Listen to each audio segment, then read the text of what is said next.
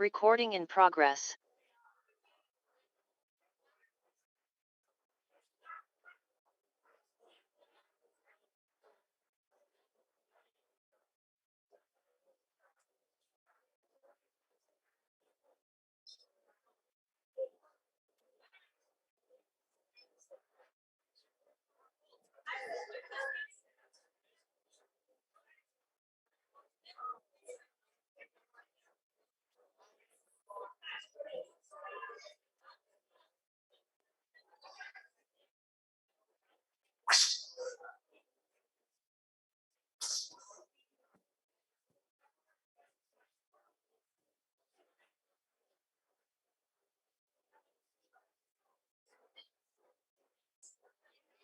Speaker of the National Assembly, Chairperson of the National Council of Provinces,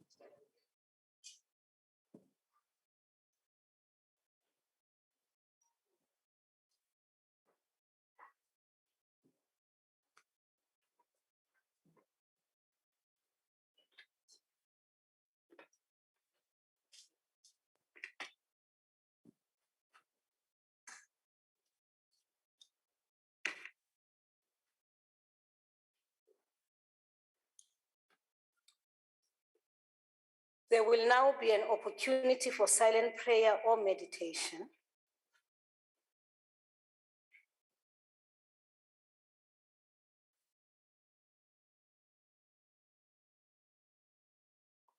Honorable members, we would like to request that we remain standing and observe a moment of silent prayer or meditation in remembrance of those who lost their lives as a result of the recent devastating floods in KwaZulu-Natal and parts of the Eastern Cape. We also keep in prayer all those whose homes and livelihoods have been affected by this disaster.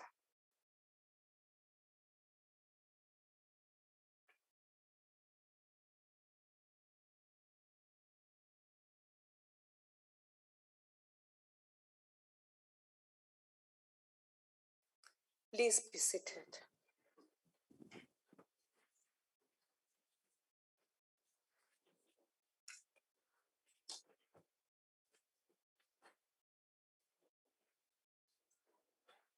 Order.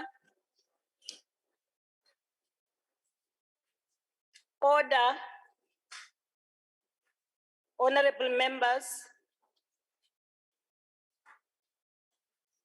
Honorable members. The President has called this joint sitting of the National Assembly and the National Council of Provinces in terms of Section 84(2)(d) of the Constitution of the Republic of South Africa, read with Joint Rule 7(1)(a) in order to address Parliament on the devastation caused by the catastrophic flooding along parts of the eastern coast. I call on the Honorable the President.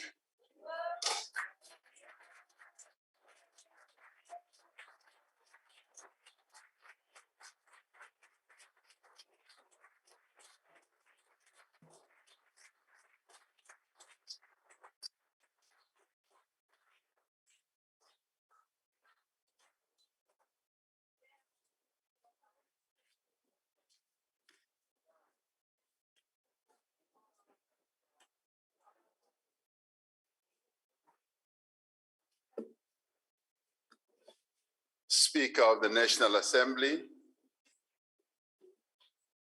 Ms. Nosiviwe Mapisa Ngakula, Chairperson of the National Council of Provinces, Mr. Amos Masondo, the Premier of KwaZulu-Natal, Mr. Sihle Zikalala, the Premier of the Eastern Cape, Mr. Oscar Mabuyane, honorable members,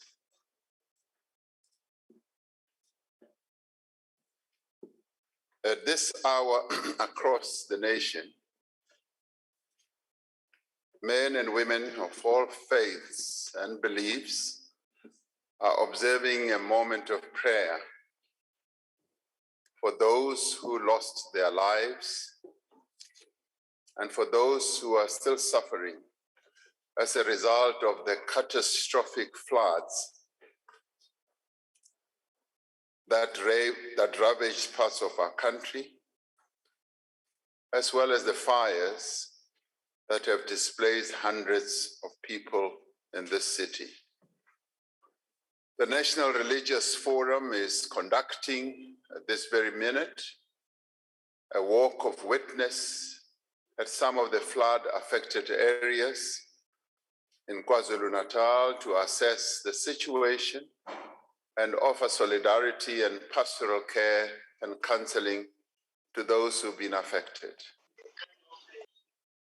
The National Religious Forum has called on all South Africans to use this time, 2 p.m. as we are meeting now, for a collective nationwide prayer event. We applaud our religious leaders for providing comfort, support, and encouragement at this very trying time of national grief. We have, through you, National Speaker of the Assembly, already had our moment of silence, and we're very pleased that we've joined the many thousands and millions of South Africans who are at this very moment observing this moment of prayer. Honorable members, fellow South Africans, 2 weeks ago, a great tragedy befell our nation, causing catastrophic loss of life and widespread destruction. The floods in parts of KwaZulu-Natal, the Eastern Cape, and also including Northwest, were of such a force that they laid waste to nearly everything in their path. Hundreds of people lost their lives. Many are still missing.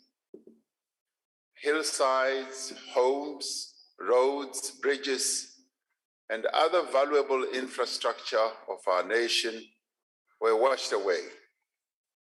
Factories, warehouses, shops, public buildings, farms, and fields were flooded. Just when we were rebuilding our lives shattered by COVID-19 pandemic, just as our economy was beginning to show signs of recovery, we've now been plunged into mourning once again. I'd like to thank you for having agreed that this special joint session of Parliament should take place so that members of the National Assembly and the National Council of Provinces should have an opportunity to express solidarity for those who have passed away and those who are injured. It is correct and appropriate that as the elected representatives of the people of our country, you should also be involved in the work to rebuild the lives and the livelihoods that have been affected by these floods. The extent of this crisis calls for unity in action across the nation and within this Parliament as well, across party lines. If there ever was a moment when we should all be united in action and indeed in our grief and mourning, this is the time. I wish to pay tribute to the various parties that are represented here in this Parliament that have visited the affected areas and have been providing support, counseling, as well as mobilizing material assistance to our people who are affected by these floods. I wish to applaud the contribution of many South Africans and many businesses who have, over the past 2 weeks, sent donations, food, clothing, and other essentials to affected communities. It is now a week since a national state of disaster was declared to enable us to marshal the necessary capabilities and resources to respond to the destructive impact of these floods. This declaration enables the mobilization of more resources, more capabilities, as well as technical expertise in providing relief, recovery, and rehabilitation to affected communities. Our focus is on 3 provinces that were hardest hit. KwaZulu-Natal has suffered the most extensive damage. From the 8th to the 13th of April, the coastal parts of KwaZulu-Natal experienced extremely heavy rainfall.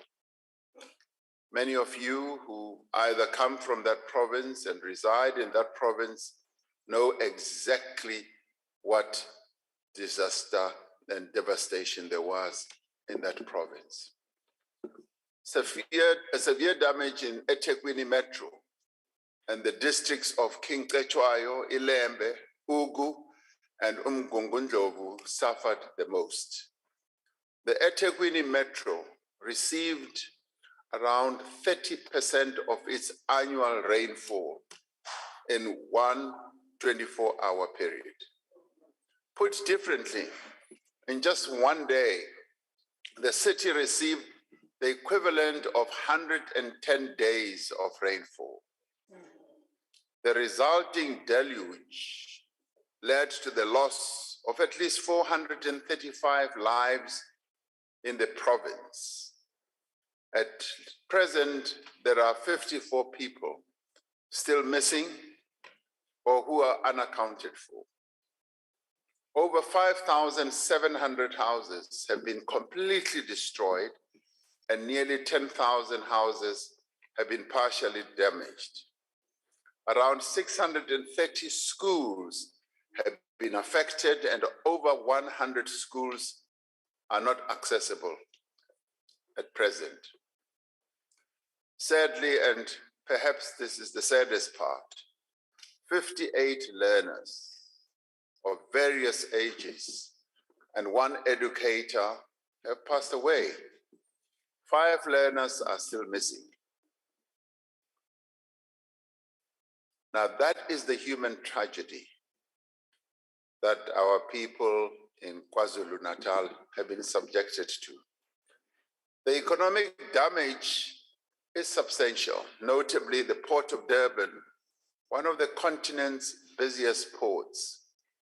Supply of essential services have been disrupted, leaving homes, schools, and businesses without water and electricity. In the Eastern Cape, the districts of Alfred Nzo, Chris Hani, Joe Gabi, and O.R. Tambo bore the brunt of the flooding. At least 2 people lost their lives in the flooding, 3 people were injured, and around 1,000 people were affected by the destruction of houses and other losses. I will be visiting the Eastern Cape in due course to go and assess the extent of the damage that has been suffered by our people there. As in KwaZulu-Natal, the flooding caused damage to roads and bridges and disrupted water and electricity in various areas as well. Similar damage was experienced in the Northwest Province, affecting the districts of Bujanala, Dr. Ruth Sikhomotsi Mompati, Dr. Kenneth Kaunda, and Ngaka Modiri Mulema. At least 1,535 houses have been affected by the damage to the various infrastructure and houses. By declaring a national state of disaster, the responsibility for coordinating and managing the disaster is that of national government, working closely with provincial governments and our municipalities. We are responding to this disaster in three overlapping phases. The first phase is focused on humanitarian assistance, on ensuring that all affected persons are safe and that their basic needs like food and water are met. Working with a number of organizations, and particularly non-governmental organizations, religious bodies, companies, and relief organizations, the different spheres of government have been providing the necessary assistance, such as meals, blankets, dignity packs, and other essentials to displaced individuals in shelters, in schools, and in community halls. And some of these, I must say, have not been adequate. And some of these have not provided the necessary dignity to our people. And it is for that reason that I have said our people must be moved with greater speed to temporary accommodation. Relief has also been provided in the form of social relief of distress grants to affected individuals, the supply of emergency water, provision of school uniforms, as well as assistance with funeral costs, to enable those who have lost their loved ones to bury them in dignity. Mobile classrooms are being deployed to damaged schools, and repair work is underway to ensure a return to schooling in these areas as soon as possible. The second phase of our response is that of stabilization and recovery. This involves rehousing people who have lost their homes, and many of the people have lost everything, but also restoring provision of services.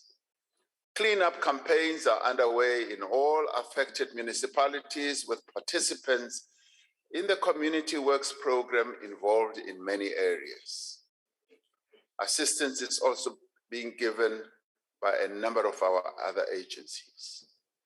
The South African National Roads Agency has been working with national and provincial transport and provincial departments and affected municipalities to assess the damage to key routes and support the repair work that is currently underway. The Defense Force is also going to get deeply entrenched in this through their bridge building capabilities. Several roads have been reopened in KwaZulu-Natal and the Eastern Cape, and many bridges are being repaired as we speak. Extensive work has been done to restore the supply of water, particularly in eThekwini, and there are still a number of gaps that need to be closed. These areas that have been most affected are the ones that will be targeted, and bulk water infrastructure is also being attended to. Restoring water supply to all areas remains a significant challenge. However, and is vital if we are to safeguard the health and the well-being of all residents of these areas. Electricity has been restored in most areas of eThekwini and other affected municipalities, although there is still a high volume of faults that are being reported as we speak, and these need to be attended to. Providing accommodation for families that have lost their homes is a priority, especially with the winter months approaching. This involves, in the immediate term, the provision of temporary residential units and a voucher system for households to rebuild partially damaged houses. Work is also underway to identify suitable land parcels to build new houses for those who have been displaced. The province of KwaZulu-Natal has set up an online portal for businesses to report damages and is working with the National Department of Small Business Development to reprioritize resources to support small businesses that have been affected. The third phase, Madam Speaker, in our response is focused on reconstruction and building. Engineers have been deployed with several public and private entities and from a number of other provinces to assist with technical assessments of the damage to infrastructure and to advise on immediate and longer-term measures to repair and to rebuild. Access to the Port of Durban has been restored through temporary repairs to the Bayhead Area Road, and work is underway to return the road to its previous condition and possibly enlarge it into a 4-lane road. Honorable members, all the areas affected by the flooding will require significant commitment of resources to recover from this disaster. We will need to mobilize substantial funding within a fiscal environment that is severely constrained.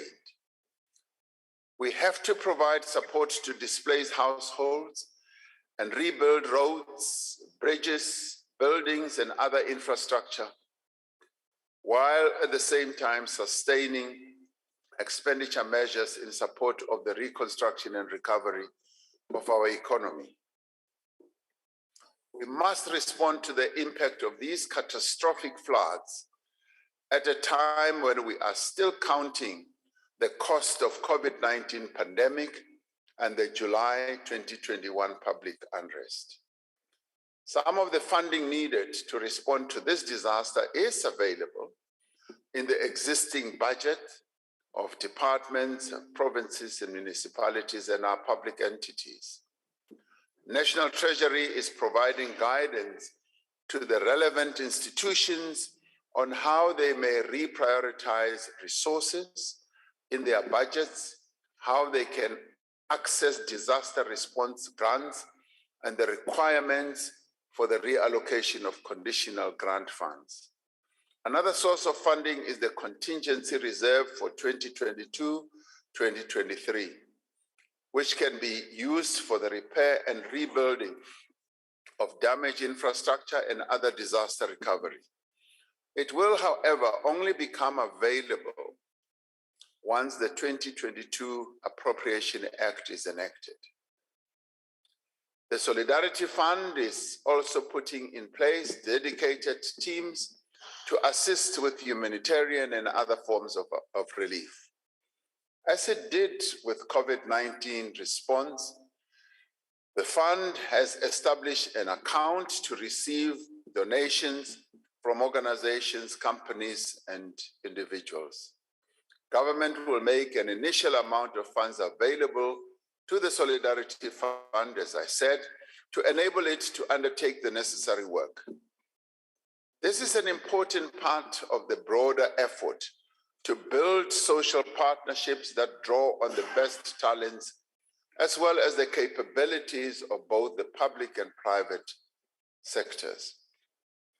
National Treasury is continuing to interact with various state institutions involved, including the National Disaster Management Center, to assess the extent of any additional funding required to respond to the disaster. It is clear, honorable members, that more money will be needed to deal with the reconstruction and rebuilding work that we must undertake. We have to ensure that all funds used to respond to this disaster are spent effectively. It is a great source of shame when this disaster struck. The most burning public debate was around fears that the resources allocated to respond to this disaster would be misappropriated or wasted.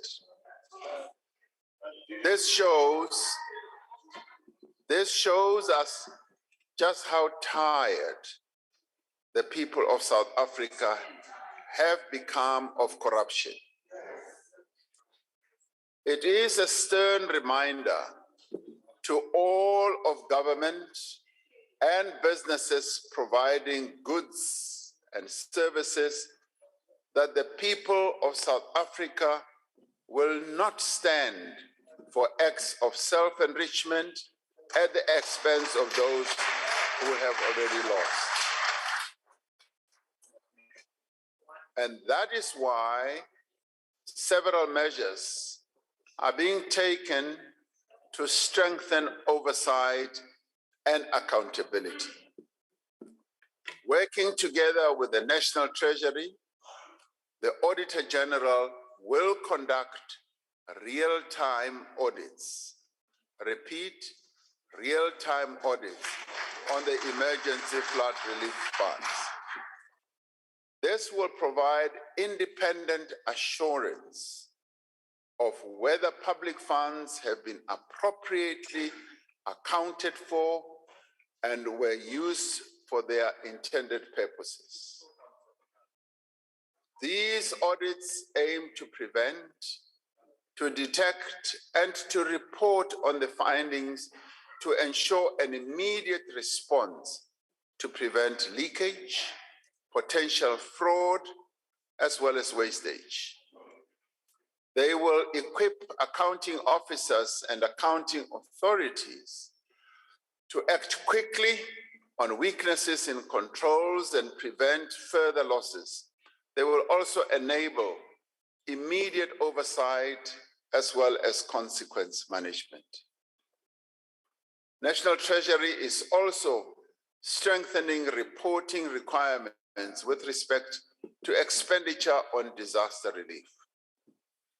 To improve monitoring and ensure greater transparency, the details of all disaster-related procurement by public institutions will be published on the Treasury website to allow public scrutiny of these procurement transactions.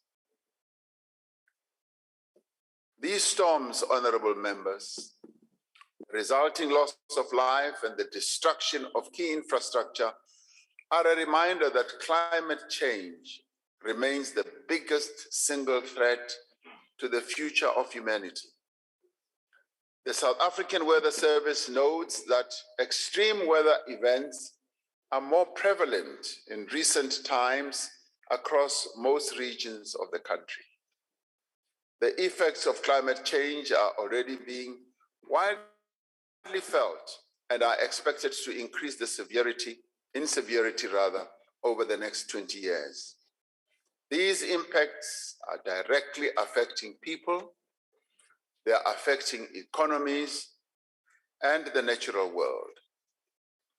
Our country has made significant progress in putting in place the architecture to reduce our carbon footprint and make our economy and society more climate resilient.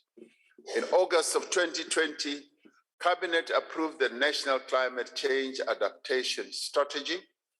This strategy guides our efforts to build resilience and reduce vulnerability of communities to climate change. The adaptation strategy aims to ensure that climate resilience is factored into every aspect of government planning, from water use management to the construction of human settlements, from public transport to infrastructure, from disaster management to energy. As we rebuild from this disaster, we need to ensure that we are guided by the principles and approaches contained in the adaptation strategy. There is no shortage of heroes in our country, honorable members. We have seen it once again during this disaster. Amidst this crisis, we have seen acts of great heroism on the part of citizens, non-governmental organizations, and community groups, as well as leaders. We commend and thank the many individuals and organizations that mobilize within hours to provide relief to those affected by the floods. I do want to single out, yes, the political leaders of our two provinces, Premier Zigalala, as well as Premier Mabuyane, for the work that they have done. Now, the nation owes a debt of gratitude to the South African Police Service, the South African National Defence Force, and other emergency personnel who have been undertaking risks and huge challenges through their search and rescue and recovery operations since the heavy rainfalls first struck parts of KwaZulu-Natal and Eastern Cape. This includes rescue personnel from the Western Cape, the Free State, Northwest, Gauteng, and Mpumalanga. And Limpopo. You must come, yes, you come from Limpopo. Yes, indeed. Yeah. I was really touched by the offers of support and help as they poured in when I was in KZN, being briefed by Premier Zigalala and his officials, as he got calls from the Premier of Limpopo, the Premier of Gauteng, the Premier of the Western Cape, that they are ready to come and assist. That truly touched me because that showed that as a nation, there is solidarity that we can rely on. And in this regard, for those who have really sacrificed, we remember and honor Sergeant Busisiwe Mjwaka, a police diver who died while conducting a search for victims in the Msunduzi River. Through their tireless efforts in dangerous conditions, these heroic South Africans have saved countless lives and kept many people from harm. They have also undertaken the difficult task of searching for missing persons who have been washed away by the rivers, by the floods rather, and have become enmeshed in the muds that have just washed them away. It is to these courageous women and men that the nation owes so much. Without them, the human cost of this disaster would have been far greater. We are grateful for the messages of support and pledges of solidarity that have been received from across the world, including from the African Union, the United Nations, and several heads of state. We thank those countries that have offered various forms of assistance as we respond to this disaster. The effects of this tragedy will be felt for a long time to come. The trauma of losing loved ones, homes, and businesses will take a long time to heal. Over the past few years, we have found ourselves at a crossroads many times. We have found ourselves feeling helpless and hopeless. Our nation's resilience has always been its shield, and our ability to unite in times of crisis has been our greatest strength. I want to call on this Parliament with elected representatives of our people from different political parties to work together to help the people of KwaZulu-Natal, Eastern Cape, Northwest, and yes, the people of this city as well who have suffered greatly from the fires that enraged. Let us help them to rebuild their lives. Let us use this joint sitting to rally around those who have lost everything and to pledge them our full support. I do wish that we can prove that we can work together for the sake of the people and for the sake of our nation. This is the reason why I asked the presiding officers to call for this joint session. Let us live up to our sense and feeling of solidarity for the people of our country who've been affected by this. This is our hour. Let us help them.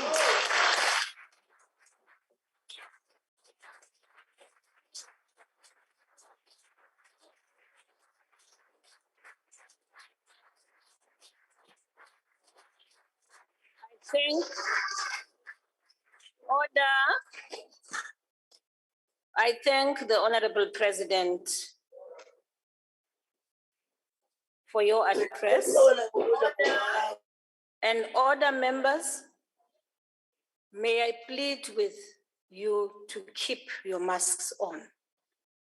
This is a very small venue for our sitting, for the numbers which are in here.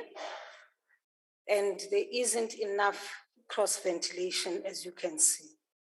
So we request that you keep your mask on, please. Thank you once more, Honorable President. I now invite the Honorable, the Deputy Chairperson of the Council of Provinces.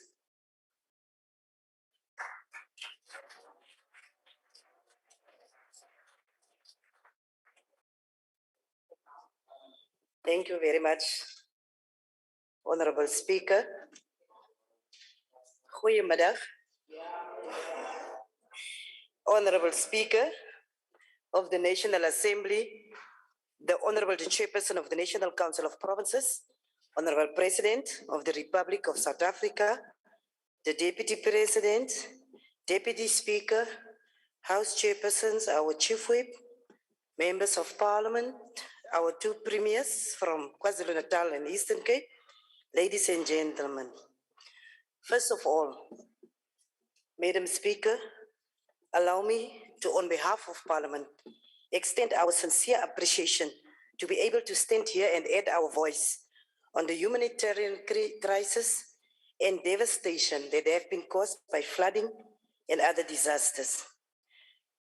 The recent heavy rainfall and flooding has also been experienced in Eastern Cape Province, besides KwaZulu-Natal, as well as the Northwest, as has been reported here by our President. Let us also extend our heartfelt condolences to the families that have lost their loved ones. Our hearts sincerely go out to the affected communities during these difficult times. We still have to deal with the physical, emotional, and psychological impact of this natural disaster. We want to further assure our people across the length and breadth of South Africa that Parliament has already activated its all-encompassing oversight machinery in order to respond to all pressing facets of this natural disaster. Honorable members, Tedros Ghebreyesus, the former Minister of Finance in Ethiopia, contextualizes the multifaceted nature of natural disasters when he stated, and I quote, "The specter of climate change threatens worsening natural disasters, rapid urbanization, forced migration, and economic hardship for the most vulnerable. Despite significant global advances and inability to effectively address epidemics, and the health emergencies still prevail and continuously threaten global health security and economic development. The effect of this natural disaster is indicative of the deepening and multifaceted developmental challenges that we continue to face as a country.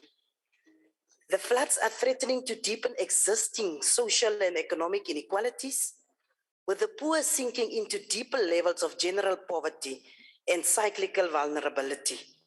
It is also worth noting that joblessness is at an all-time high in the country, with many, and I've close quote, President, with many being forced to do precarious work, which does not provide long-term sustainability. Women and youth remain significantly vulnerable, with unemployment, particularly amongst those of working age, being mostly affected. We must therefore be mindful that we should not only be focusing on the provision of relief for those affected, we must equally activate economic recovery, growth and development response plans so as to provide sustainable solutions to the developmental regression that has impacted not only on the affected provinces, but the rest of the country. The natural disaster take place against the backdrop of the COVID-19 pandemic, which in itself continues to cause far-reaching social and economic distress. As we strive forward as a nation to emerge from the throes of the economic inertia that has been caused by the COVID-19 pandemic, the state machinery broadly must continue to strive to give full effect to all economic recovery measures targeted at provinces, metros, districts, and localities. Mr. President, under your leadership, you have ushered in various reforms to respond to the developmental challenges that have been created by the COVID-19 pandemic, including various other pre-existing challenges. We now require an urgent activation of all forces, resources, and social compact to implement the grand plans already announced to ensure their effective implementation. This natural disaster once again urges a concentrated, unified, and integrated approach to respond decisively and speedily to the hardships faced by our people.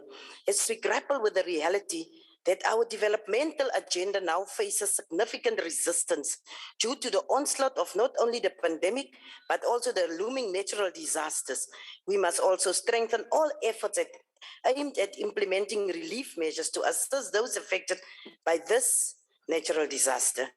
We have reached a tipping point in our developmental era under the South African democracy, where we cannot simply congregate for an exercise of exchanging insults and apportioning blame. The current state of our economy, as exacerbated by various other external shocks known to all of us, demands a change in attitude and commitment so as to restore the promised dignity of living under the auspices of a democratic South Africa. Climate change has been a subject of decades of global scientific studies. Set up in 1988, the Intergovernmental Panel on Climate Change and its 2007 report reflects a firm consensus based on more robust findings that human-induced climate change is now unequivocal. It is already well underway and is occurring faster than expected. The flooding along the parts of the eastern coast serve to remind us to prioritize the disaster risk management, South Africa's Disaster Management Act, and the National Disaster Management Framework, which guides the implementation of the acts. These legislative instruments emphasize the importance of the integration and coordination of risk reduction across all spheres of government. The lack of access to insurance and social protection means that people in poverty are often forced to use their already limited assets to buffer disaster losses, which drive them into further poverty. Poverty is therefore both the cause and the consequence of disaster risk.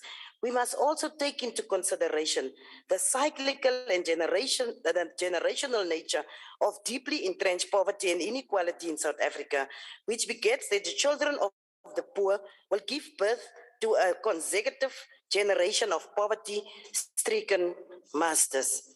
I therefore want to concur with historian and author Nathaniel Philbrick when he states, and I quote, "In all natural disasters through time, man needs to attach meaning to tragedy, no matter how random and inexplicable the event is." Moving forward, in dealing with the devastation caused by the catastrophic flooding, we need to embark on joint integrated planning, which will enhance the power and functions of our institutions, which include the ability to work in a cooperative manner, so that there is greater cohesion and a positive impact in the lives of our people. We must continue to strengthen the district development model, which is an operational model for improving cooperative governance aimed at building a capable, ethical developmental state. As Parliament, we have taken a decision to establish an ad hoc joint committee on flood disaster relief and recovery, among other things, to ensure a coordinated oversight approach and oversee the response and implementation of the relief measures by government. We will also provide the mechanisms and platforms for communities to voice both positive feedback and criticism to those providing humanitarian assistance and for them to receive the appropriate redress for issues Honorable raised. member, your time has expired. Thank you. Thank you. I'm really not used to that. Thank you very much, Honorable Speaker. Thank you very much, Honorable President. I now invite the leader of the opposition.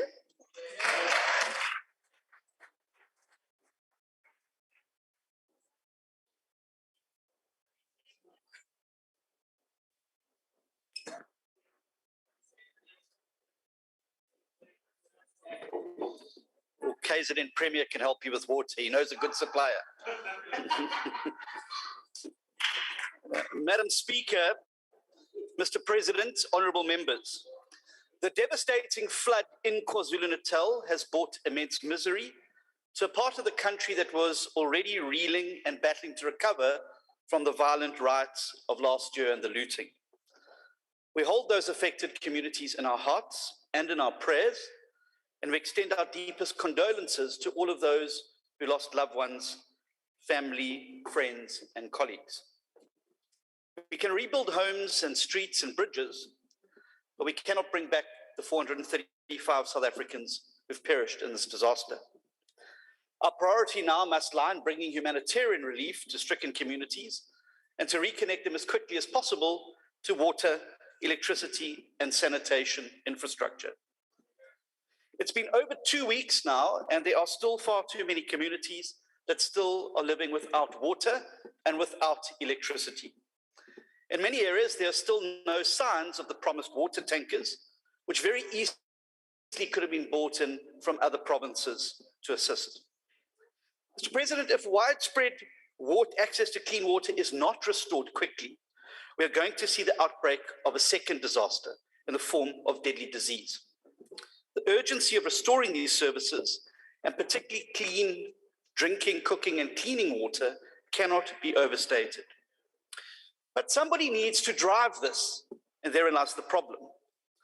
Mr. President, you clearly knew that your provincial government in KwaZulu-Natal, nor your local government in eThekwini, was set up with the task of dealing with this disaster, which is why you declared a national state of disaster.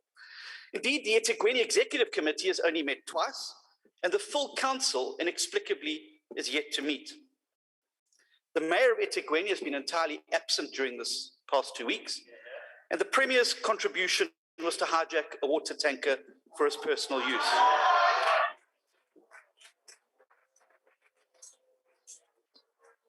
Mr. President, you were right not to trust them.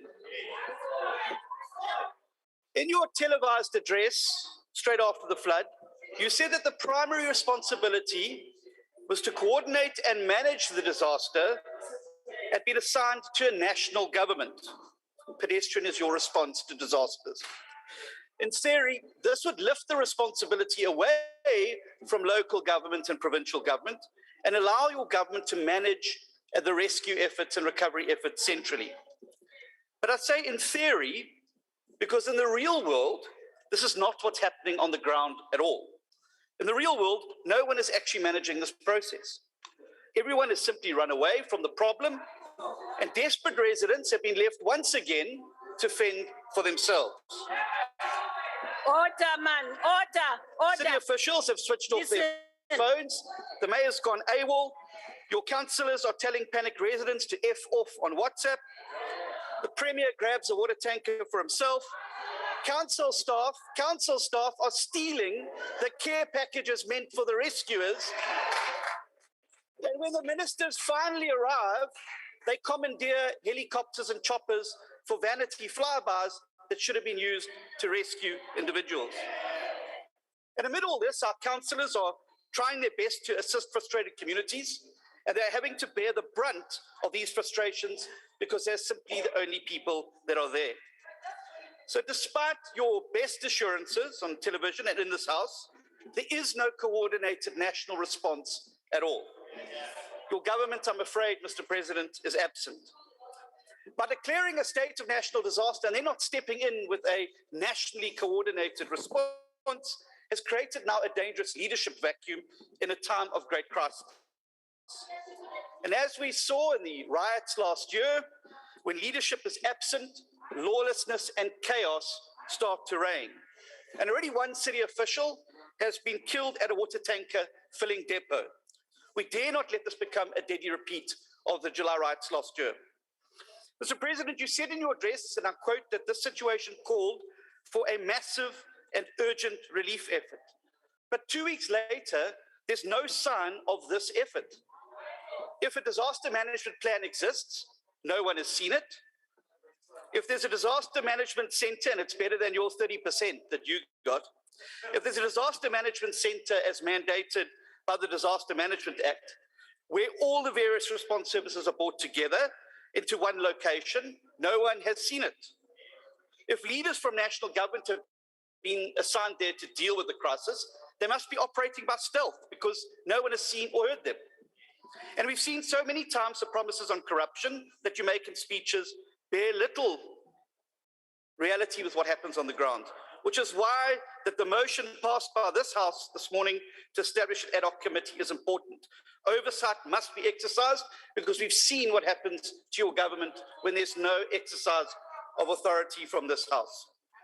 We may offer you some advice, and you've asked everybody to pitch in, taken from our own experience of managing the drought disaster in the Western Cape. It's simply this: be present, be clear, and be honest. Let the people know there that you're in charge. Let them know exactly what the plan is and update them about this plan regularly. Don't promise 10,000 soldiers if you're only going to send 500. Don't guarantee that relief aid won't be stolen when you know that your party has a looting problem. Don't describe your relief effort as massive and urgent if it's anything but. We need to have a live dashboard to share real-time information on dam levels and water usage. And you need to be able to communicate the repair of infrastructure to people. People need to know who is in charge of coordinating government's disaster response. So tell them the details of the plan. Who is in charge of humanitarian relief? Who's in charge of the next phase? The stabilization and recovery. This needs to be a clear and published and publicly available plan. Tell them where they can report their issues. Give them the assurance that these will be acted upon. You're dealing with people, Mr. President, who have been through a terrible ordeal. They're extremely vulnerable. They need reassurance, and they need to know that they can trust you. Be present, be clear, and be honest. You cannot disappear in a crisis. Thank you.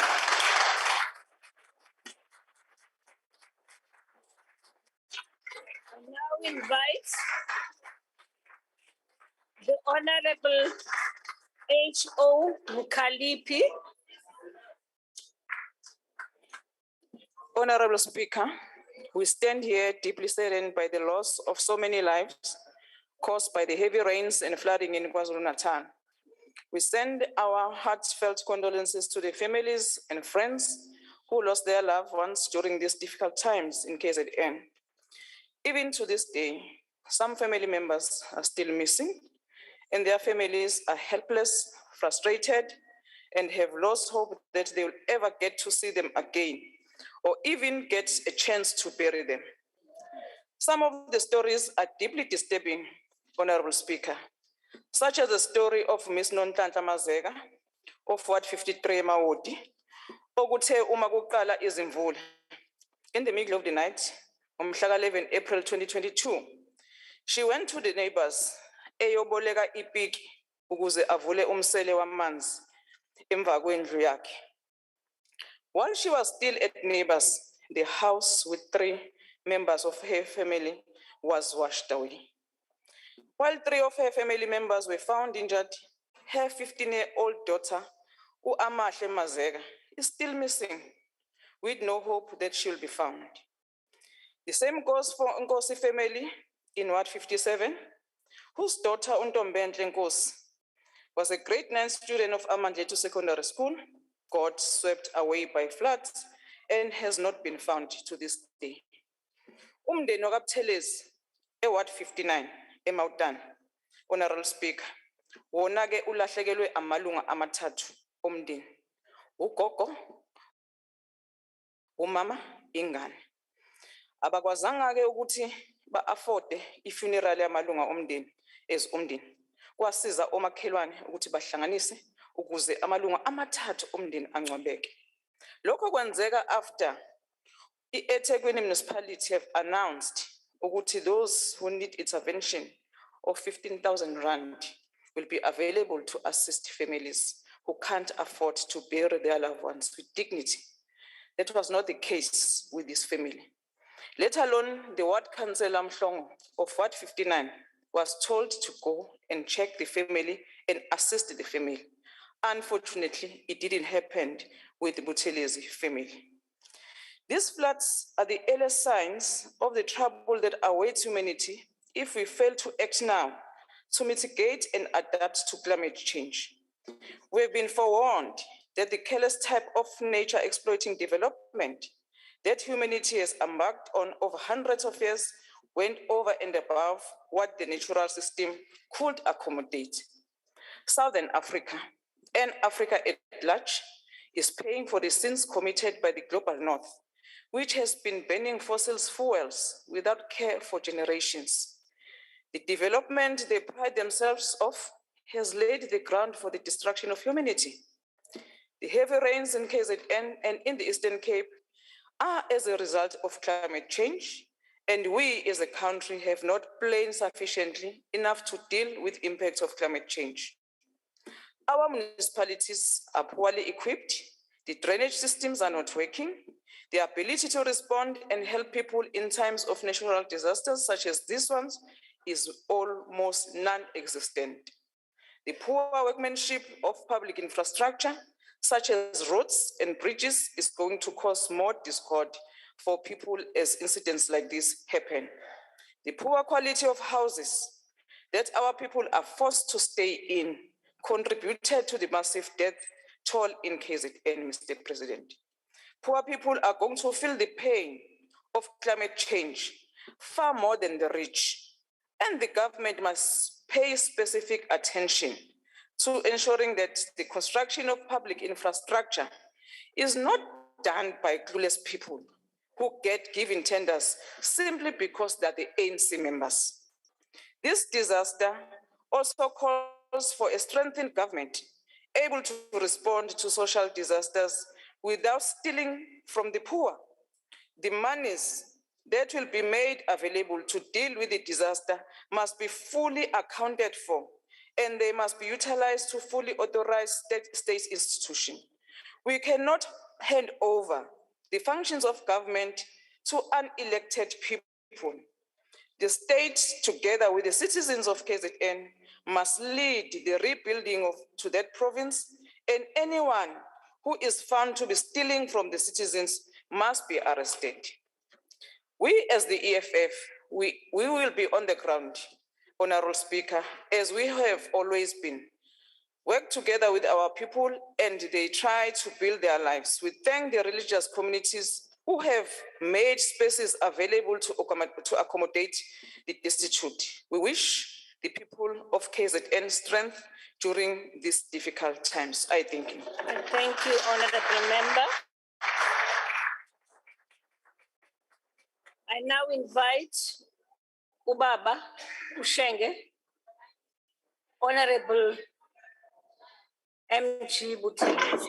I now invite Ubaba Ushenge. Honorable Speaker of the Assembly, thank you. Your Excellency, our President and Honorable Chairperson of the National Council of Provinces, His Excellency, the Deputy President, Honorable Ministers, Honorable Deputy Ministers, and Honorable Members of the Assembly.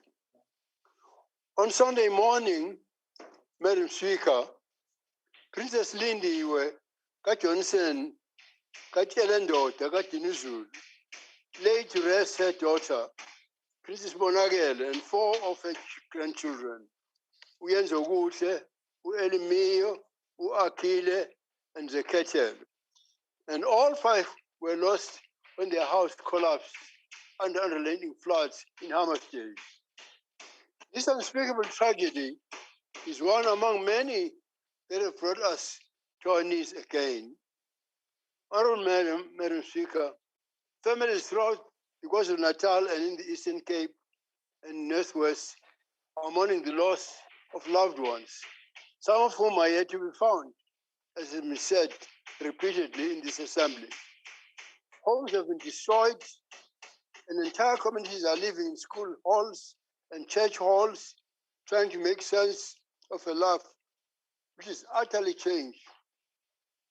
I wish to put on record, Madam Speaker, Your Excellency, my appreciation of the mutual feelings of His Majesty King Mesuzulu Kazolithini and Your Excellency on the decision that has been made to postpone the date of the installation or coronation of our King in these very dire circumstances. On behalf of the Inkatha Freedom Party, I express my deepest condolences to all that our people have lost their loved ones. We'll be picking up the pieces clearly for a very long time to come. As you have stated, Your Excellency, while sinkholes maintain the threat of further infrastructure damage, already the task of rebuilding roads, bridges, and buildings is enormous. Yet the damage goes well beyond infrastructure. Countless rural families survive through subsistence farming. An entire season of crops has been destroyed and livestock lost. The threat of hunger looms hard. So too does the threat of a spike in COVID cases and other illnesses as we battle to restore water supply, electricity, even in central business districts, as you have indicated, Your Excellency. Under these dire circumstances, we thank Your Excellency, the President of the Republic, for declaring a state of disaster. The economic burden of these floods comes as we are still recovering from the July 2021 civil unrest in KwaZulu-Natal. KwaZulu-Natal has been hit again and again with hardship. We cannot imagine what further distress our people can endure. I wish to praise His Majesty King Mesuzulu, who has led millions of South Africans through an exceptionally painful time since the passing of his father. And I think, as I've indicated, His Majesty showed great compassion in asking that his coronation be postponed so that we might focus our attention on the rebuilding. I also applaud the leadership of my party, who daily, ever since this happened, on a daily basis, our leadership, including members of parliament, members of the legislatures, including councillors, including mayors, have been mobilizing support and assistance so swiftly in all the communities that are in distress. The IFE's president, the Honorable Belenko Sabis, and all our leaders have been working tirelessly, organizing relief and rescue food, shelter, clothing, and blankets, and so has leaders of other political parties. The work of rebuilding broken lives and damaged infrastructure will largely be done through the local government, and I'm proud of how IFE-led municipalities have responded. I'm proud still of the beautiful spirit of solidarity in our people. We have seen neighbors and strangers assisting one another in recognition of our shared humanity. It is thus painful, yet entirely understandable, that South Africans are already pleading with us to protect the resources for disaster relief. There is a very real fear that these funds will be plundered long before they reach destitute families.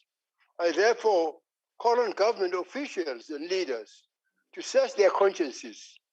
There is no peace for those who steal from our people. Disaster can strike at any time. Make sure that your hands are clean. Now, as we face those devastating loss, may God Almighty heal our nation. Thank you, Your Excellency. Thank you, Baba. colleagues. Thank you. Thank you. Siyabulela, Baba. I now invite the Honorable P.J. Groenewald.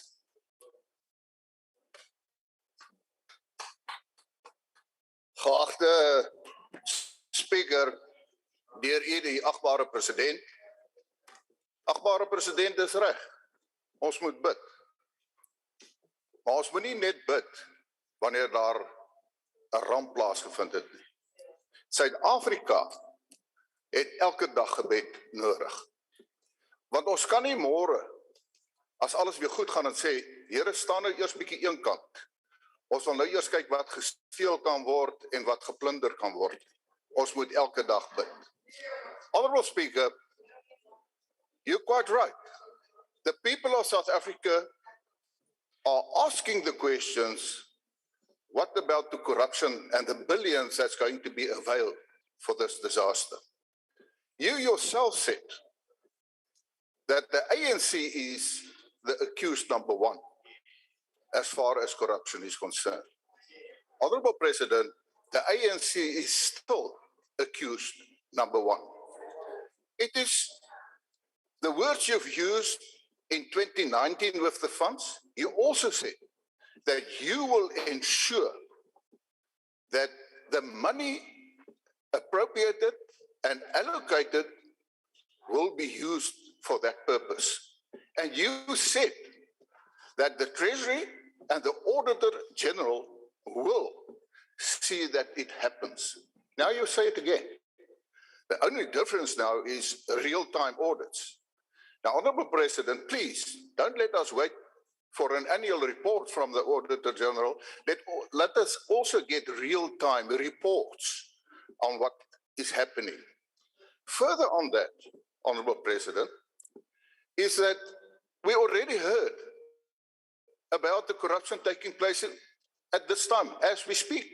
I can assure you that there are certain hyenas and vultures waiting at the gates for the funds and the gates to be open so that they can loot. Honorable President, I appeal to you that it is not only about funds that is available now, but also for the future, as specifically as far as infrastructure is concerned. And I appeal to you that those contracts must be publicized and be open for public scrutiny.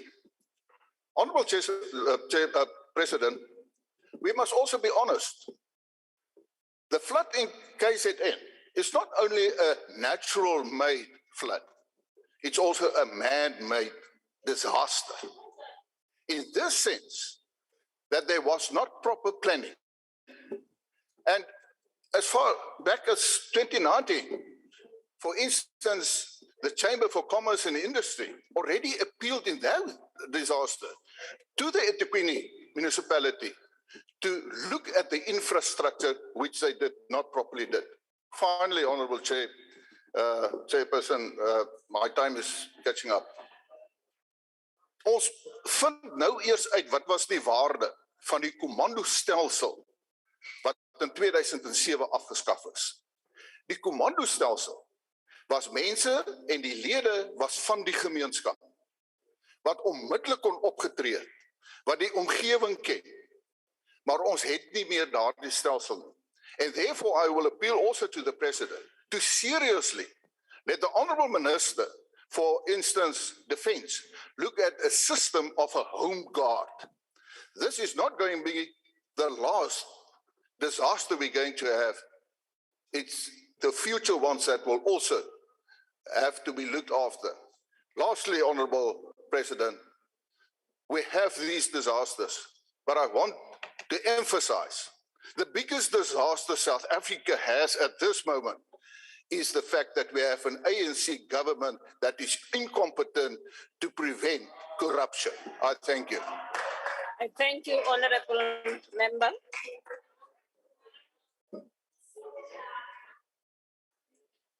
I now invite the Honourable N.S. Swart to take the floor.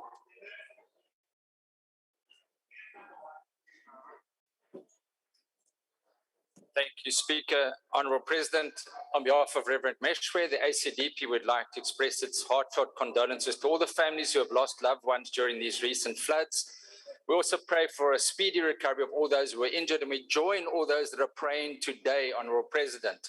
And it is significant, Honourable President, I would plead with you also to bring in the faith-based organizations. Not only are they praying, but they're also effective in action, for we know that faith without action is worthless. And they are there to assist at this time, not only with much needed pastoral care and spiritual care, but also practically on the ground. Just think if every church, if every imam, or if every mosque or every synagogue could be motivated to work together to help at this desperate time.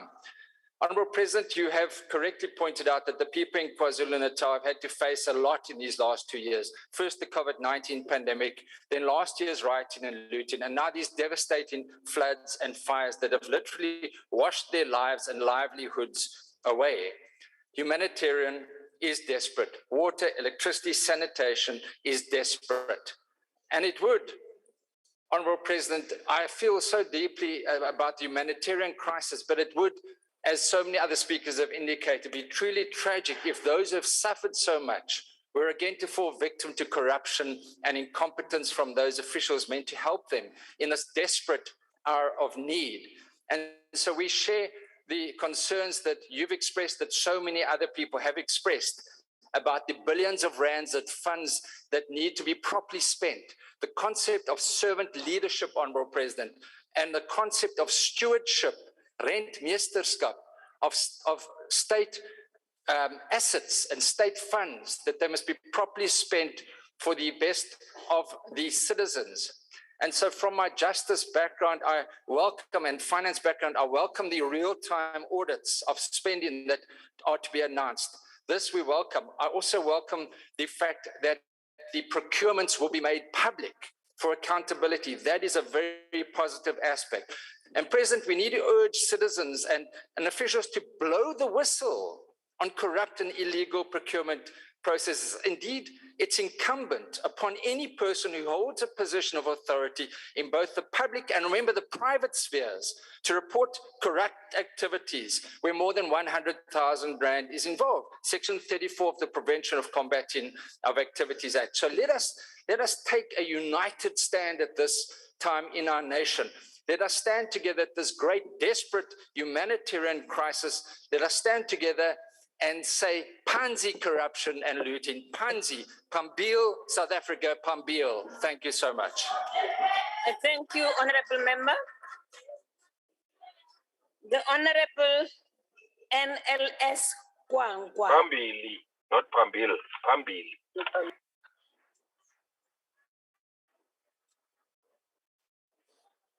Honourable Speaker, Honourable President, on behalf of the United Democratic Movement, let me take this opportunity to extend our deepest condolences and sympathies to all the people that have lost their loved ones during the devastating floods that hit parts of KwaZulu-Natal, rather the KwaZulu-Natal and parts of the Eastern Cape recently.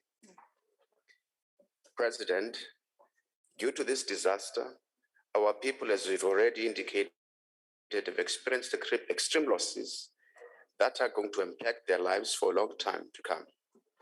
It is indeed therefore important and vital for government as a whole to intervene and play its part in ensuring that the affected persons are safe, and that at the very least in the short to medium term, their basic needs are indeed met. However, President, I'm sure you'll agree with us or understand that most of us take some of the commitments you've made with a pinch of salt because of the incidents that happened in the recent past with COVID-19, resources that were allocated to help our people who ended up in the pockets of greedy comrades. Our worry is that the important work you have outlined here earlier will still be carried out to a large extent by the same officials and the same politicians who are not known for parsimonious living habits, who want to use this opportunity and this strategy to profit. We are saying, President, we welcome, for instance, one of the measures you've made, you are going to put in place where online audits, real-time audits rather, are going to be an order of the day. But it is important that during the tender processes, as we follow them, that we ensure that tenders are awarded to highly skilled and deserving companies. If there's anything the recent floods have taught us about infrastructure, is that Tenders must be given to companies with experienced engineers to minimize chances of crumbled bridges and roads swallowing vehicles in cases of heavy rains. It is also important that those who misappropriate public funds must be held to account. We want to also call on the private sector to say, if you recall in 2017, when there were fire in Neisner, the private sector in a very short period of time donated more than 30 million rands. But whenever there are fires in informal settlements in KZN, we are talking about, for example, Standard Bank, I'm sure you had 2 million rands, they donated 10 million rands during the Neisner saga. If you were to consider Absa, 10 million rands I accept, but there were also other companies, private sector, Pick and Pays and others that donated, they came to the party. Now the whole province is affected, but it seems like people aren't moved by it. I wanted to quote from Maya Angelou, but my time has run out, Speaker, I see. I wanted to quote from Maya Angelou. When I think of death by Maya Angelou, says, I can accept the idea of my own demise, but I'm unable to accept the death of anyone else. I find it impossible to let a friend or relative to go to that country of no return. Disbelief becomes my close companion and anger follows in its wake. She says, I answer the heroic question, death, where is thy sting? Because it is here in our hearts, minds, and memories that they exist for eternity. Quoting another Maya Angelou poem, she says, they existed, we can be and be better, for they existed. May their souls rest in peace. Thank you, Honorable Kwankwa. Honorable S.A. Lutuli.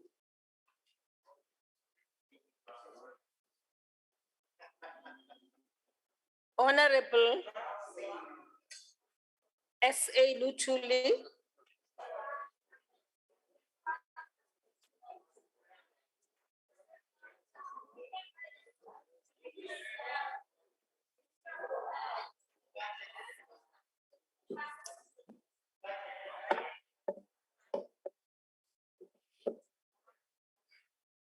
Ngibingelele ku Commander in Chief, Julius Malema, nobuholi bonke be-EFF, nababukeli emakhaya.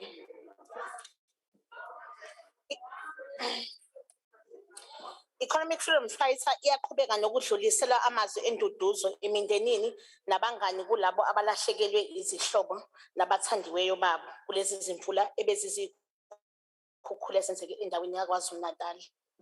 Through our various visits to the province, we have witnessed for ourselves the extent of the damage and destruction caused by the floods, and we urge those in government to step up support for the affected communities. Sikhuluma kuyimanje abantu bethu bambondelene emahholo emphakathi kanye nasemasontweni lapho bebalisa ngezinto abayilahlekelwe kanye nemiphefumulo kulezi zikhukhula ezenzekile kanye nokubhihikelwa imizi yabo namakhaya abo. Kuyimanje balanganiselwe emakhulwini 4 kanye nama-50 abalahlekelwe izimpilo, abalimele baningi kakhulu, labo abangakatholakali isibalo sabasaziwa. The floods has interrupted the day-to-day functioning in KwaZulu-Natal, while more than 13,000 households affected, 5.6 billion rands of roads infrastructure destroyed, about 4,000 houses and more than 550 schools destroyed, and the environment has been hampered, with large parts of regions having suffered soil erosions and damage to crops. This is all against the backdrop of the province, which less than a year ago experienced a week of violence and looting, which left hundreds of people dead and businesses in brink of collapse.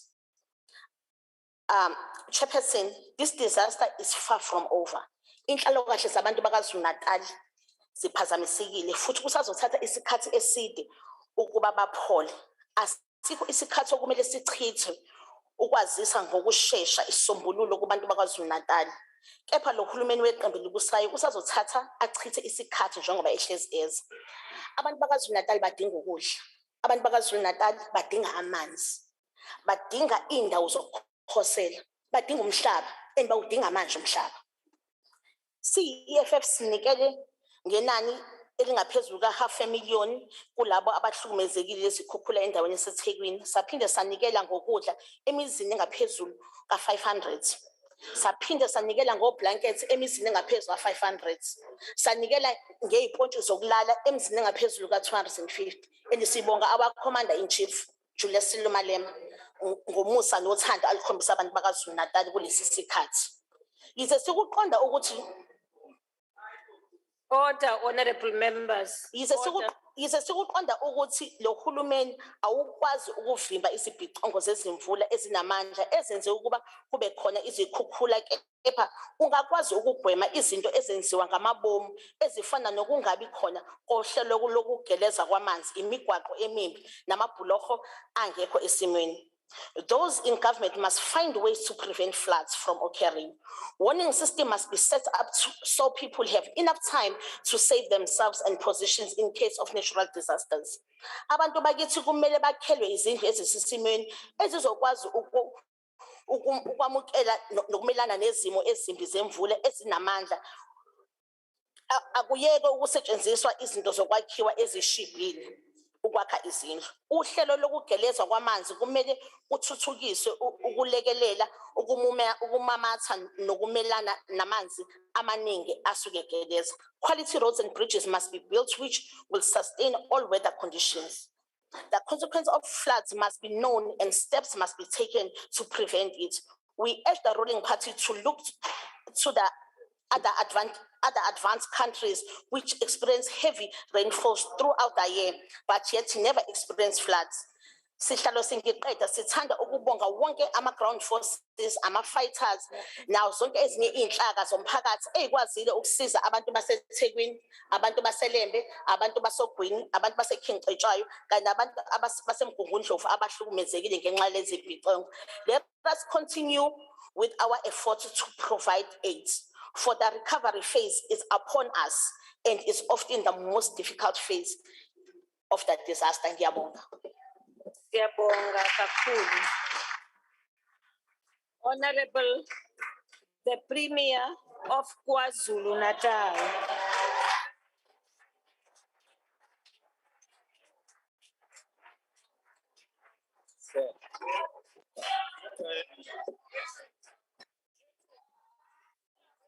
Honorable Speaker, Honorable President, Honorable President, Speaker and Deputy Speaker. Honorable President, I would like to respect your instruction that we should all pledge solidarity with the people and not use this platform for grandstanding. But I feel compelled to just clarify some few issues.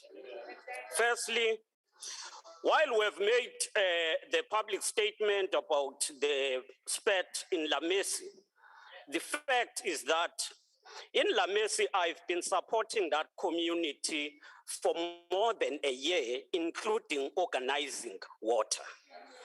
Post that incident, I have provided them with 4 static tankers.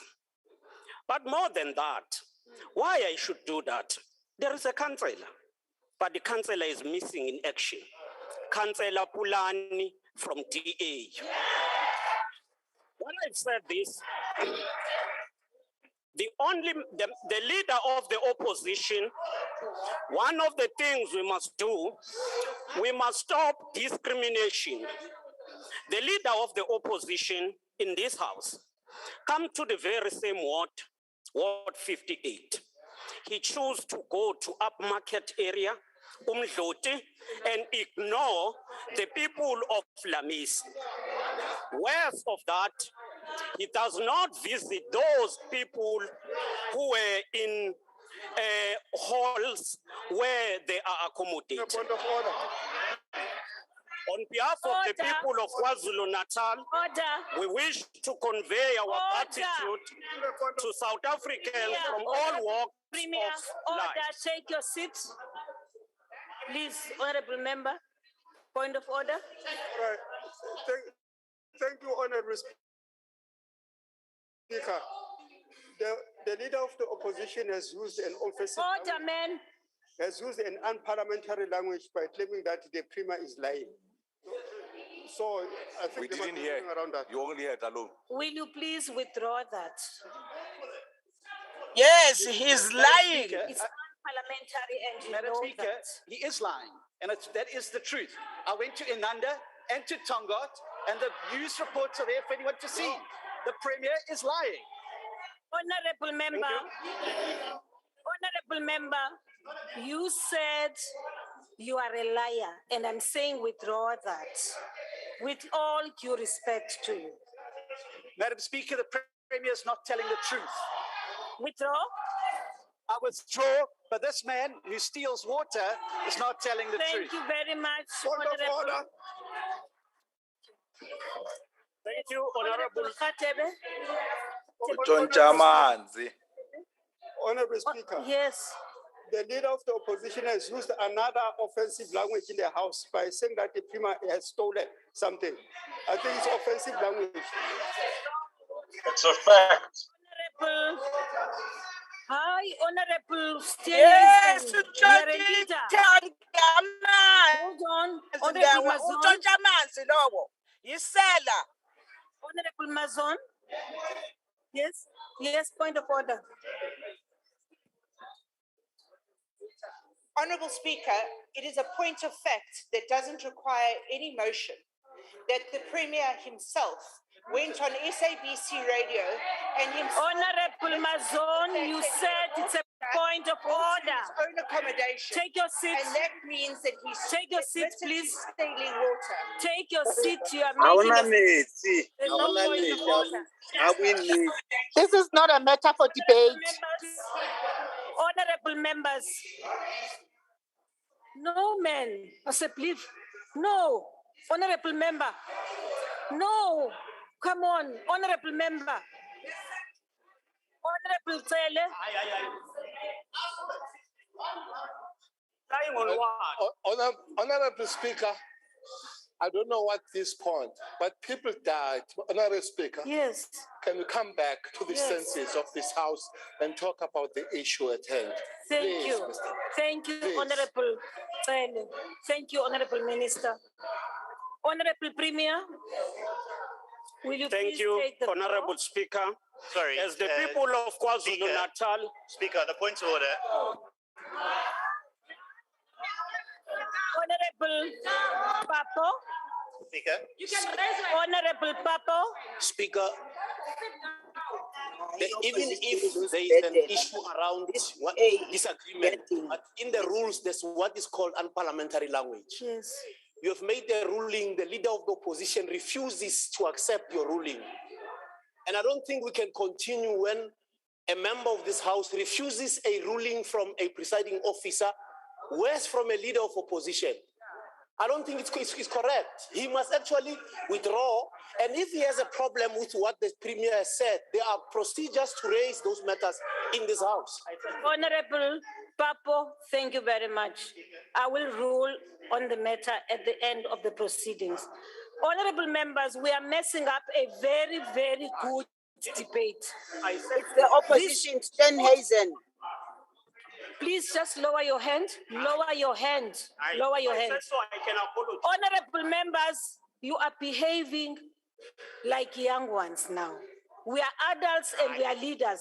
Please stop it. No. Yes, stop it. Honorable member, I said stop it. Now, order. Yes. What is the order? Thanks, Speaker. While we were sitting here, the Premier of KwaZulu-Natal engaged the Honourable Cuthbert and lip-synced and told him to F off. And that is not parliamentary. Just sit down. Stand up. Manga, Honorable Zikalala. Honorable members, I don't know, is there something wrong with the mic today? But he still the water, that man. Honorable Premier. Make our lawyer out of order. Honorable Premier. Did you use that language? What language? of 4 words.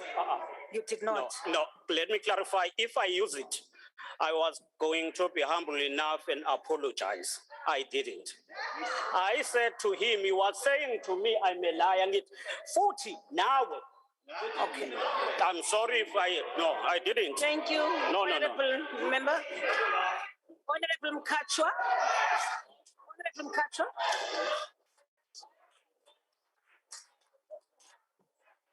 Thank you very much. Thank you very much. Order. Thank you very much, Speaker. Order, Honorable Member. Thank you very much, Speaker. Since we are on the trend of indicating what people lip sync, I'd like to indicate that the Member of Parliament who just stood up to raise a complaint on Honorable Zigalala himself continuously I don't know whatever is, to the Chief Whip of the Majority Party that she must shut up on a number of occasions. Can the Speaker's office please look into that? Thank you very much. Okay, honorable members, may I make an appeal to all of you? Honorable members, Honorable Steenhuisen and Honorable Chief Whip, I don't know what is it about the two of you here. Please. Honorable members, I'm just making a plea to all of you. Please let us respect the House. Please let us allow for members to make their statements following the statement of the President. And you can continue with this debate outside of the chamber. I plead with you. I really plead with you. Will you please conduct yourselves as leaders and like adults? Thank you very much, honorable members. Thank you. Please continue, Premier. Thank you. As people of KwaZulu-Natal, we wish to convey our gratitude to all South Africans from all walks of life and across the world for their support to the victims of floods. As KwaZulu-Natal, we also wish to express our solidarity with our sister province, the Eastern Cape, which also suffered devastating floods, stealing precious lives, destroying homes, damaging infrastructure, disrupting services, and bringing untold pain to various communities. We stand here shouldering the pain of families who have lost 435 lives, suffered destruction of more than 630 schools, with not less than 6,793 people who have been left homeless. About 53 people are still missing. Notwithstanding such difficulties, despair is not our choice, for we are determined to build a prosperous society where the whole of humanity will live safely and be protected. Guided by the three-phase intervention approach, which was announced by His Excellency President Cyril Ramaphosa, we are working to ensure that we implement the intervention. We can confirm that the great work in the execution of phase 1 is proceeding, as almost all affected families are being assisted, provided with humanitarian support. We wish to single out the KZN-based Gift of the Givers, Rivers Church, Hillgrove Hindu Temples, Revival and Mission Center, the Catholic Church, Salvation Army, the Covenant Fellowship Church International, and many others that are providing support. The provincial government and the eThekwini municipality, AFBOP, and Mutsepe Family Foundation are working together to provide dignified funerals to the perished citizens of the province. We have taken note of what Honorable Mkalipi raised, and we would like to follow up on that issue even outside of this. The second phase, which was presented by the President, as the phase focusing on recovery, rehousing, and restoration of services is ongoing. On the 22nd of April, the Department of Human Settlement commenced with the construction of temporary residential units in areas where there are people housed in community facilities and in areas where people have sought shelters with their relatives. The Department of Public Enterprise, Trade, Industry and Competition, working together with the Provincial Department of Economic Development, Tourism and Environmental Affairs, are working with Transnet to repair the damage in the Bayhead at Durban Port. Due to the closure of M4 and R102, which is between Durban and KwaDukuza, the Department of Transport has conceded to the request to waive the toll-free at Tongat and Umvoti Plaza, as there are currently no alternative routes in these two areas. We wish to thank the national government for these efforts. While there have been many concerns about the performance of government departments and municipalities, the reconstruction of the bridge and speedy restoration of other services, including the bridge linking Umlazi and the Durban South Highway, which was reconstructed in a period of less than 5 days by eThekwini municipality, need to be applauded. Your Excellency, Mr. President, the work has begun to quantify the damage caused by the floods. This is important toward the implementation of phase 3 outlined by the President, which is rehabilitation and construction of the province, which should begin to work toward normalizing all services. We pledge to ensure that what we have seen before, where it takes prolonged period to repair damaged infrastructure, which would have been damaged by storm, is not happening again. And we would want to ensure that we expedite the interventions. We commit that in all interventions that will be done by the provincial government, we will ensure that we are corrupt-free and ensure that all contracts are pre-audited. We will also, through the legislature, submit to the process of the oversight which have been adopted by the KZN legislature. I wish to join the President in thanking various members who have supported us during this difficult time. We need to mention the leadership played by His Majesty Isilo Misuzulu Kazwelithini during this time. But we also want to thank all traditional leaders, faith-based communities, members of diplomatic corps, the business sector in the province who have provided support to all of us during this difficult time. As the province, we continue to embrace and work hard on adopting and executing mitigating factors against climate change. We are part of the Under 2 coalition, which is the global network advocating for carbon emission toward net zero by 2050. We shall continue using this platform to learn and mobilize more support toward climate change programs. We're determined to intensify our work on mitigating climate change, including budget and mainstreaming, research, community awareness and education, as well as building the resilient infrastructure. We feel also the burden lighter because of the support from all sectors of the society. While members of the media went to tell stories as part of their duty, but they equally created an awareness and mobilized the South African citizenry to pledge support with the victims of the floods. And for that, we wish also to register our grateful and thank the work done by members of the media. Thank you, Honorable Speaker.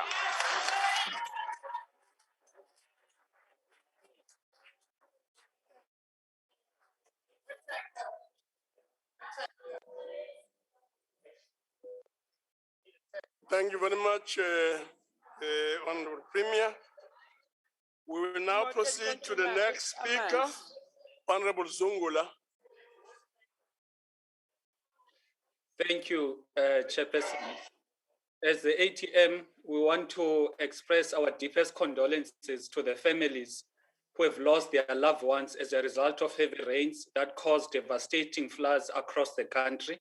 All the efforts to gain control of the situation, including finding the missing persons, are commendable.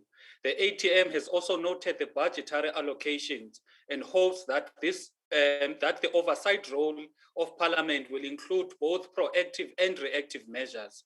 The ATM is, however, concerned that there seems to be serious inadequacy in the diagnosing of the situation, such that with the current superficial diagnosis, a threat of the same tragedy cannot be dismissed. Therefore, the ATM is making the following 10-point recommendations. One, the notion that this disaster is an act of God must be dismissed as a convenient excuse to avoid accountability. An inquiry to whether this was not as a result of cloud seeding gone wrong must be conducted so that the problem can be properly isolated. It is common cause that the technology of today has advanced such that the condensation of clouds can be artificially assisted. All geoscience faculties across the country must work together and advise municipalities in terms of the topography, in particularly the natural drainage system, floodplains, the physical and chemical properties of certain sediments. Town planners must work much more with geoscientists so that the laying of bulk infrastructure is underpinned on and informed by geological setting of that particular area. The ATM strongly suggests that the entire country must be geologically rezoned so that all floodplains are declared unfit for residential and business purposes, possibly with the exception of certain agricultural products that thrive in such environments. All wetlands and estuaries must be protected. Vegetation in sloping areas must be protected by law. People living on the floodplains along riverbanks must be relocated in elevated areas, and whoever is landowner must be dealt with in terms of the spirit of the Constitution when it comes to restitution. As part of employment creation, all areas deemed unfit for human settlement must be guarded by people in the employ of municipalities on a 24-hour basis to avoid the rampant increase of informal settlement in dangerous areas. National Treasury must make special allocation for all municipalities that do not have rates and tax bases to afford employment of these guards. And lastly, all public representatives must be put through a workshop of basic geoscience training so that the oversight role is more meaningful. On behalf of the ATM, we want to repeat that we want to express our deepest condolences to each and every family that has lost their loved one. I thank you. Thank you very much. The next speaker is Honorable Detroit.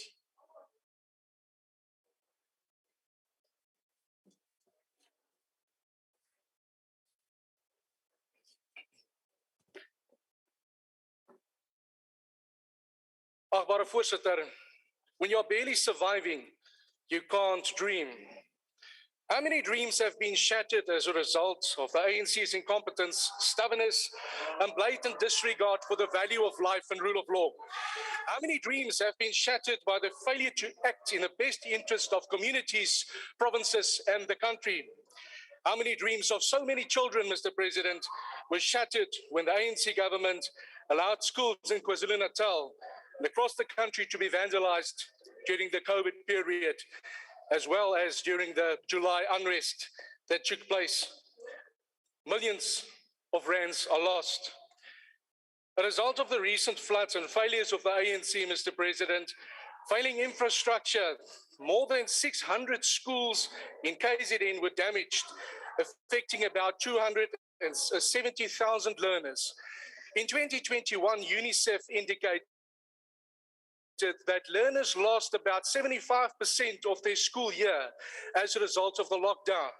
What now? What about those children's dreams? How many more dreams will be shattered by this Grim Reaper clothed in black, green and gold? Chair, Voorsitter, die president het in sy staatsrede aangekondig dat hy en die kabinet volle verantwoordelikheid aanvaar vir die onrus wat in Julie 2021 plaasgevind het, insluitend die 342 persone wat dood is. 'n Uitstappie wat Suid-Afrika meer as 50 miljard rand gekos het en meer as 2 miljoen werksverliese tot gevolg gehad het. Sal die president en die kabinet dan nou die premier, die LER, munisipale bestuurders, ANC raadslede ook verantwoordbaar hou en verantwoordelik hou vir die persone wat hulle lewens afgelê het en gesterf het in die onlangse vloede, weens die feit dat hulle nie opgetree het en toegesien het dat infrastruktuur bo die vloedlyne gebou word nie. Hulle het nie teengestaan dat onwettige nedersettings onder hierdie vloedlyne geplaas is nie. Wie sal pas staan vir hierdie 435 oopgrafte, meneer die president? Wie? Daar is om politieke redes, gewilligheid, ideologiese drome, opsetlik toegelaat dat munisipale regulasies en wetgewing nie nagekom word nie, waarvoor soveel mense nou met hul lewens moes betaal. Die impak van die oorstromings kon aansienlik minder gewees het, as infrastruktuur in stand gehou is, as riolering reg plaasgevind het, as die nodige opgraderings wel op die regte tyd geskied het. Die regering se onvermoë en vroomheid, opsetlikheid veroorsaak 'n groter staatafhanklikheid, meer armoede, meer honger en 'n ewig groeiende werkloosheidssyfer. Mr. President, by failing to govern truthfully, failing to hold your cronies responsible, you are stealing children's dreams, stealing a nation's future, and stealing a country's legacy. Time up, Honorable Member. Thank you very much. The next speaker is the Honorable A.M. Shaikh Imam.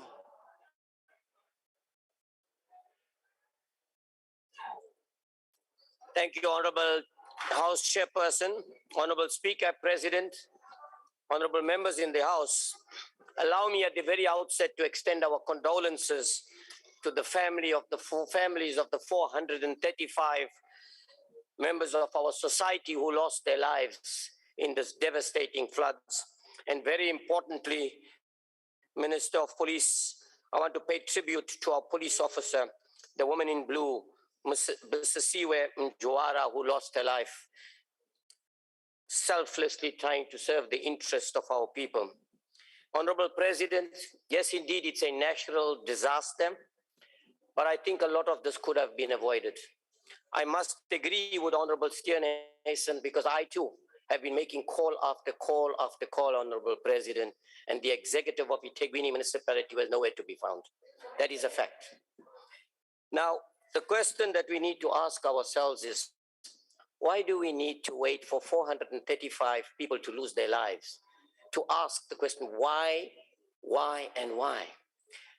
Did we not see these people living on those riverbanks? Did we not see them living with these conditions where there's no proper water and sanitation?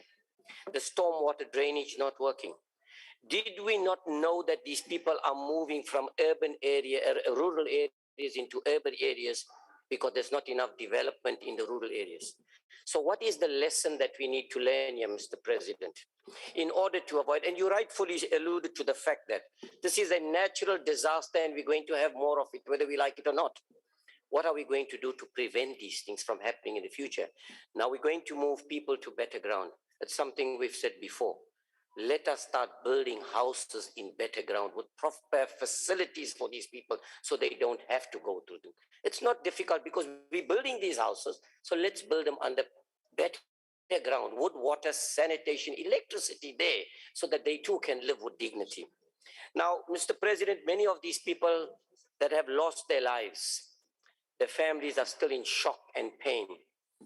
In this fund that we are creating, I hope that we will consider some level of compensation to these families who lost their loved one, particularly the breadwinners. Many of them have lost their breadwinners.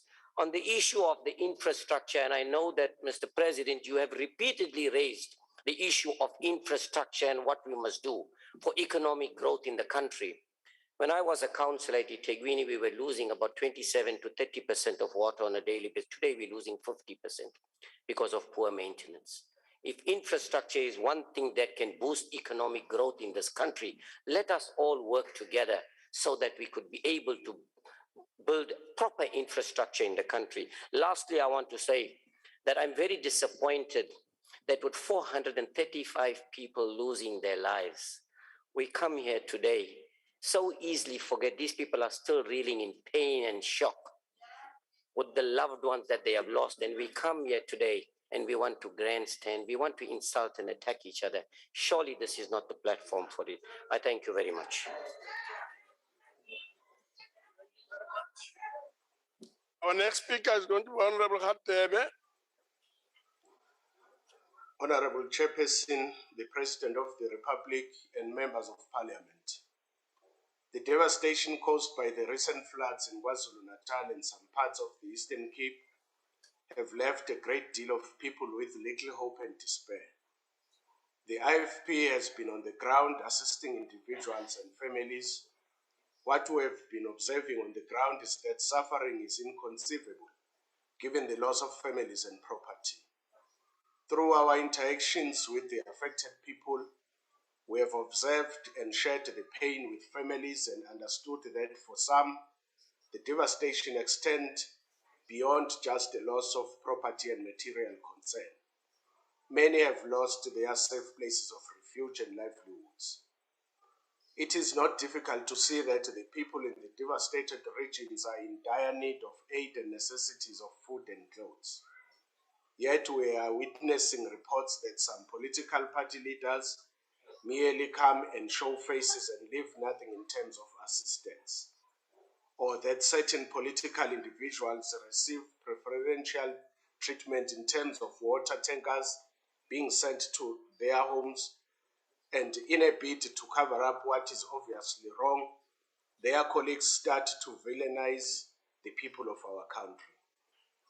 Honorable Chairperson, what has been an even bigger tragedy is that some ward councillors from other opposition parties represented in KZN offer no presence, no assistance to the people that are clearly in need. Honorable President, I bring the above to light so that we can address the issues and set up the appropriate mechanisms to ensure effective governance during this period of rebuilding the lives of our people. We look forward to a response in this regard. However, it is proposed that for the time being, we need to establish working channels so that the people who need to access resources are able to do so effectively and urgently at local government levels.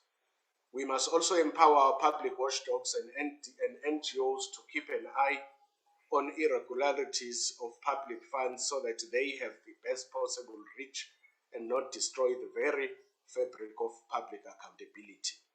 With these two recommendations, government will go a long way in addressing the needs of the public and building their confidence again. In closing, we wish to thank and remember our local and international donors who have quite generously donated funds to help rebuild and restore dignity to the people of our country. May the leadership of this country be the one that looks after their neighbor through servant leadership. I thank you, Honorable Chairperson. No, thank you very much, Honorable Khatebe. We'll move on to Honorable S.M. Jafta. Thank you, Honorable Chairperson. Honorable Chairperson, egameni African Independent Congress masiwadlulise amazwi ovelwano kubo bonke abalahlekelwe ngamalungu emindeni nempahla yabo kwezizikhukhula zidluleleyo eKZN nase-Eastern Cape. Let's also appreciate and welcome the opportunity initiated by the President through this joint sitting. It really shows the seriousness and the urgency the government is taking the disaster in KZN and the Eastern Cape. The AIC is behind any initiatives by any grouping, private sector and government aimed at giving the support to the affected people of KwaZulu-Natal and the Eastern Cape. The Disaster Management Act passed by this parliament 18 years ago demanded that the affected people of Ugu District, King Cetshwayo, Umgungundlovu, and the part of the Eastern Cape receive financial resources, humanitarian aid, and other related post-disaster relief support. We will monitor this process to the tilt. Honorable members, we are also mindful that procurement breaches are likely to take place amidst this humanitarian crisis, especially because the Section 217 provisions will not be applicable given the emergency of the situation at hand.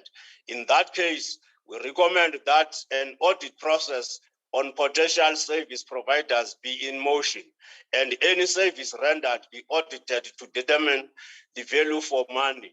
Honorable Chairperson, this is the time to promote intergovernmental coordination. It is the time to foster intergovernmental relations between the spheres of government. We also wish to advise the House that for the purity and integrity of the procurement process, we must establish a whistleblower within the municipality to be chaired by the chairperson of the municipal accounts. This committee must make it possible for whistleblowers to report any irregularities in the process of providing relief to the affected communities. In closing, Chairperson, we should also look at the issue of relocating our people to low-lying areas. That may include requesting some portions of land from the Ingonyama Trust for rural settlement in KZN. I thank you, Chairperson. Thank you very much. The next speaker is going to be Honorable W.M. Madisha. Madisha.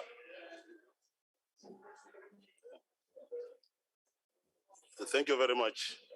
Mr. President, we are faced with a crisis. By 2010, there were over 77 floods in KZN alone, which led to 1,088 people dying.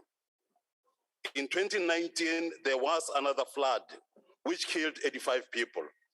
Thousands of people were displaced and hundreds of them left homeless.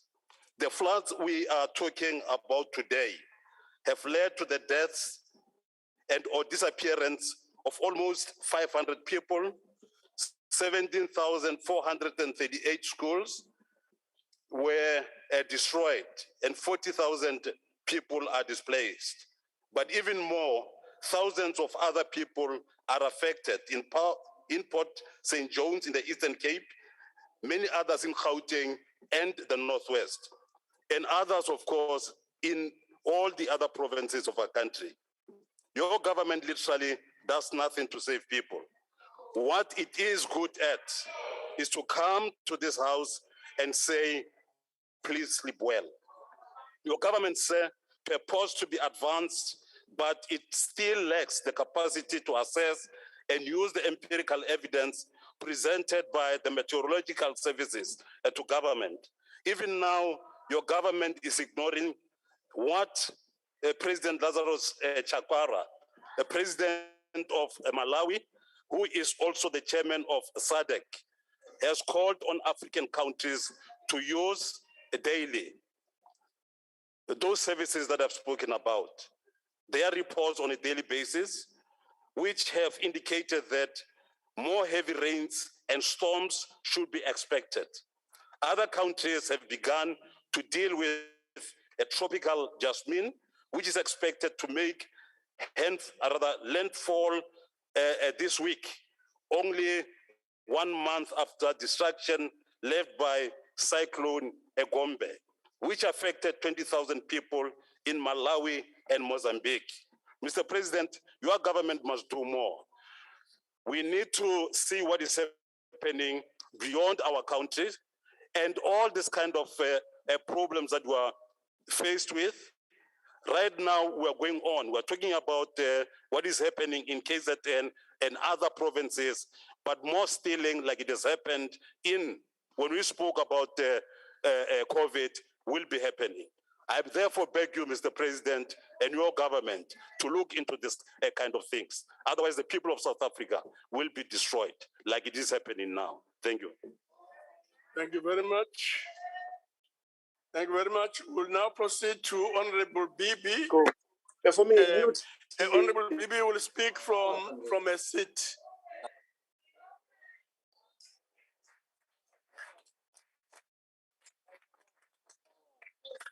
Ngiyabonga sihlalo wendlu. Ngibingelele kumongameli wethu. Ngibingelele kusomlomo mama. Ngiphinde ngibingelele isekela somlomo baba. Ngiphinde ngibingelele kusihlalo we-NCOP no deputy wakhe. Chief Whip of NCOP Babu Mhaye no Chief Whip of Majority Party uMamuphe Majority. Ngiphinde futhi ngibulise uNdunankulu wakwaZulu Natal Sihle Zikalala kanye noNdunankulu wase Eastern Cape uBaba Mabuyana. Ngiyabonga ukuba ingxenye yale nkulumo mpikiswano yezikhukhula ezenze umonakalo omkhulu kwaZulu Natal namaphethelo. La kudlule khona emhlabeni abantu abaningi abadilizelwe izindlu. Kwakhona saba nabantu abaningi abashonayo. Kwakhona saba nabantu abaningi abangatholakali kuze kube namhlanje. Our deepest condolences go out to the families who have lost their loved ones, and may their souls rest in eternal peace. Slalo, this is one of the worst natural disasters that have happened in KwaZulu-Natal, which has had consequences way beyond their boundaries. The special sitting called by the president is a day of mourning for the victims of this natural disaster. Work in terms of humanitarian aid and recovery work has long commenced in KZN.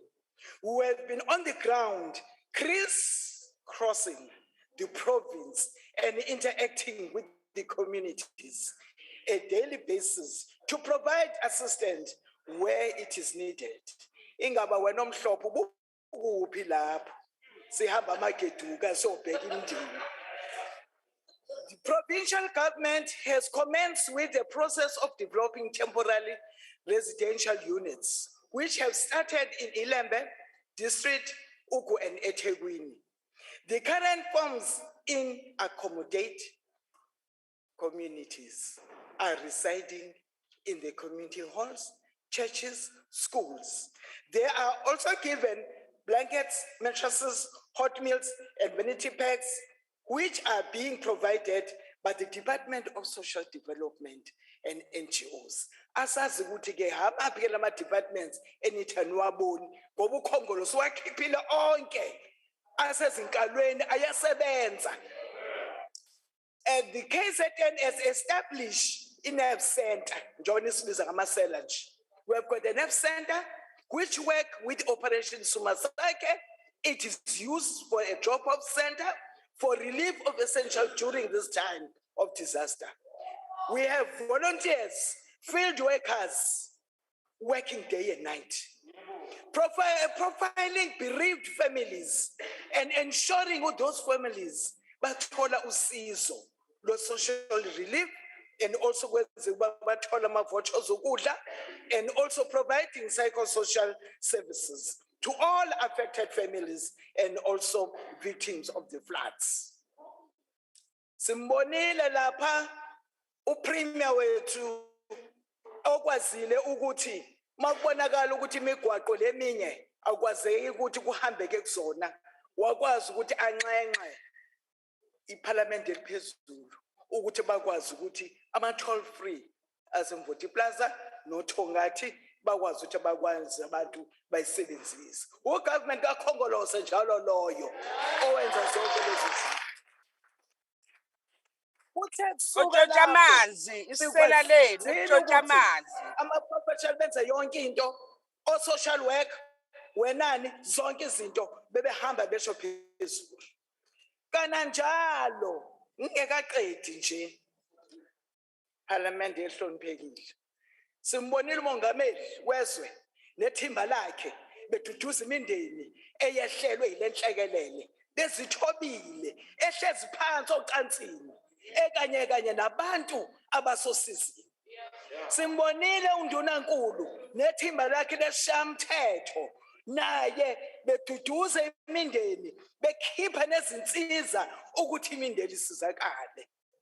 Sibonile kananjalo nemeya yeTheku igijima izinkalo zonke namakhansela awo ukuthi abantu bakwazi ukuthi basizakale.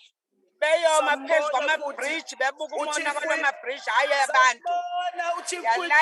Sambona uchief whip wethu ohloniphekile uPhema Jodina nethimba lakhe egudla amahlathi egudla amadwala ewela impula ephethe icathulo ngezandla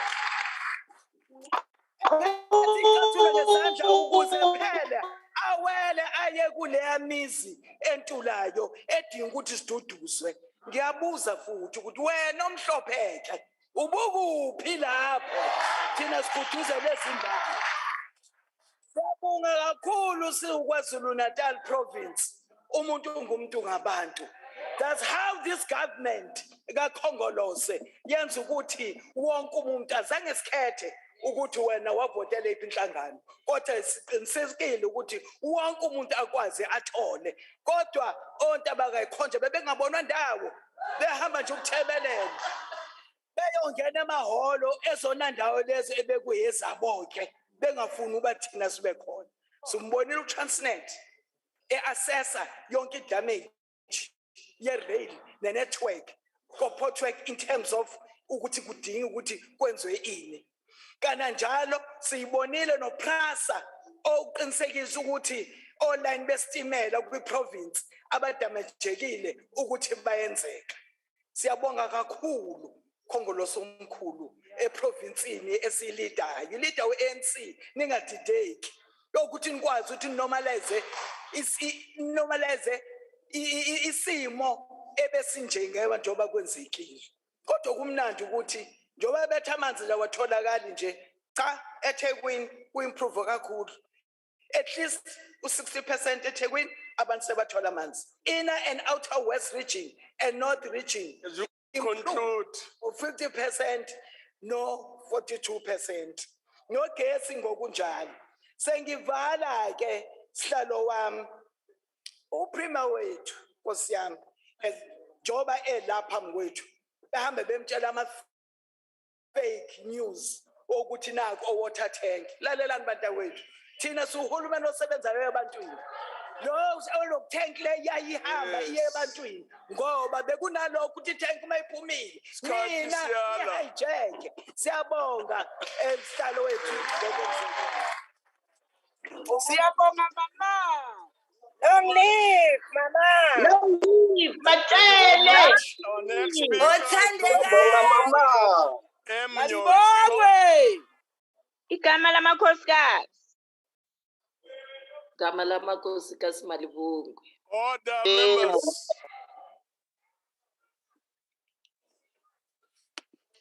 Chairperson, Your Excellency, Comrade President, we speak here on behalf of the millions who are landless and therefore find themselves having to be squashed into inhuman living conditions, which are commonly known as squatter camps, as they are in search of a better life for all in urban areas. What transpired in KZN and Eastern Cape was a demonstration of the consequences of global warming. It requires full attention by the government and the whole of civil society in partnership to repair the damages and make it a point that wherever possible in future, such devastation is not able to recur and destroy many lives again like this one has done. Let us remember that there were similar floods in Durban area in 2019, which were to a smaller scale. We should have taken that as a warning sign. Engineers and other people with the relevant skill set should have been immediately deployed at the juncture to set off this threat. What are the bitter lessons? As alluded earlier, infrastructure development must be maintained at a higher standard for bulk services such as underground flooding and water and sanitation facilities. Proper care must be taken to ensure that housing contractual standards are maintained. It is very clear that many houses were allowed to be built in areas that were not geologically safe to do so. Habitats must be built in an environment that is safe and secure and are in line with the local authorities' correct usage of the land parcels. The PAC says it is the opportune time for the government to get rid of squatter camps. Here is an opportunity to finally demolish the legacy of apartheid urban planning. Can this government inspire our people and bring hope on this front? Can the government work with organizations such as Abahlali Basemjondolo to create a new legacy for our children going forward?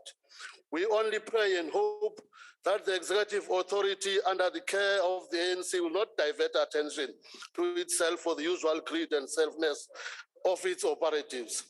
Sobukwe, Mutupeng, Limbete, and many more are rolling in their graves when they know that there are posters going around on social media about the government employees being hyenas lasting after the disaster relief fund. It is too much now. Corruption must end now, right now. Thank you. Thank you very much. The next speaker is going to be Honorable the Premier of the Eastern Cape.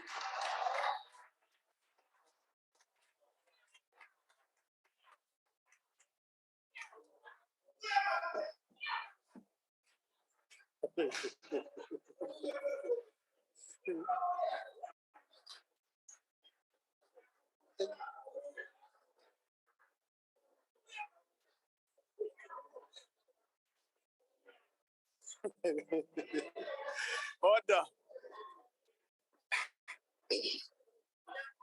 Thank you very much, the chairperson of the Council of Provinces. Greetings to you and greetings to the Speaker of the National Assembly, His Excellency, the President of our Republic, the presiding officers, honorable members of the House. I'm also noting ministers and deputy ministers, the Premier of KZN. Ladies and gentlemen, good afternoon. There is a saying in Tibetan that goes, and I quote, "Tragedy should be used as a source of strength, no matter what sort of difficulties, how painful experience is. If we lose our hope, that is our real disaster." As we gather here as servants of the people of our country, we must use this session constructively and at the same time give our people hope in their moment of despair. Indeed, time to work together is now, as eloquently articulated by the President earlier. Abantu base KZN, nabantu base Mpuma Kapa, abantu base Northwest, abalindelanga ukuva sikutakuthana apha namhlanje, sigxekana kwaye sityabekana ngezityholo ezingekhoyo. Balindele ukusiva sithetha ngezisombululo zokubuyisela ubomi babo esiqhelweni emveni kwentlekele echaphazele intlalo yabo. Bafuna ukusiva sithetha ngoncedo esiza kubanika lona ekwakheni ngokutsha amakhaya abo, izikolo, iikliniki, imigaqo yezithuthi namashishini athe achatshazelwa zizikhukhula zemvula. Eyona nto intlungu ngexesha lentlekele kukuphulukana nobomi babantu bakuthi.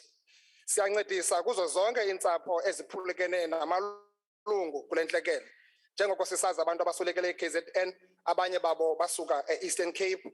Ndiyafuna ukuqaphela nokukhumbula uCaptain Pierre Max owathi naye wasutywa kukufa ehlangula abantu kula disaster ye-floods zase-Buffalo City in January, eshiya ifamily yakhe esebenzela isizwe. The loss of over 400 lives and destruction of both social and economic infrastructure just in one natural disaster is unprecedented in our country and has affected families in both Eastern Cape, KwaZulu-Natal and Northwest.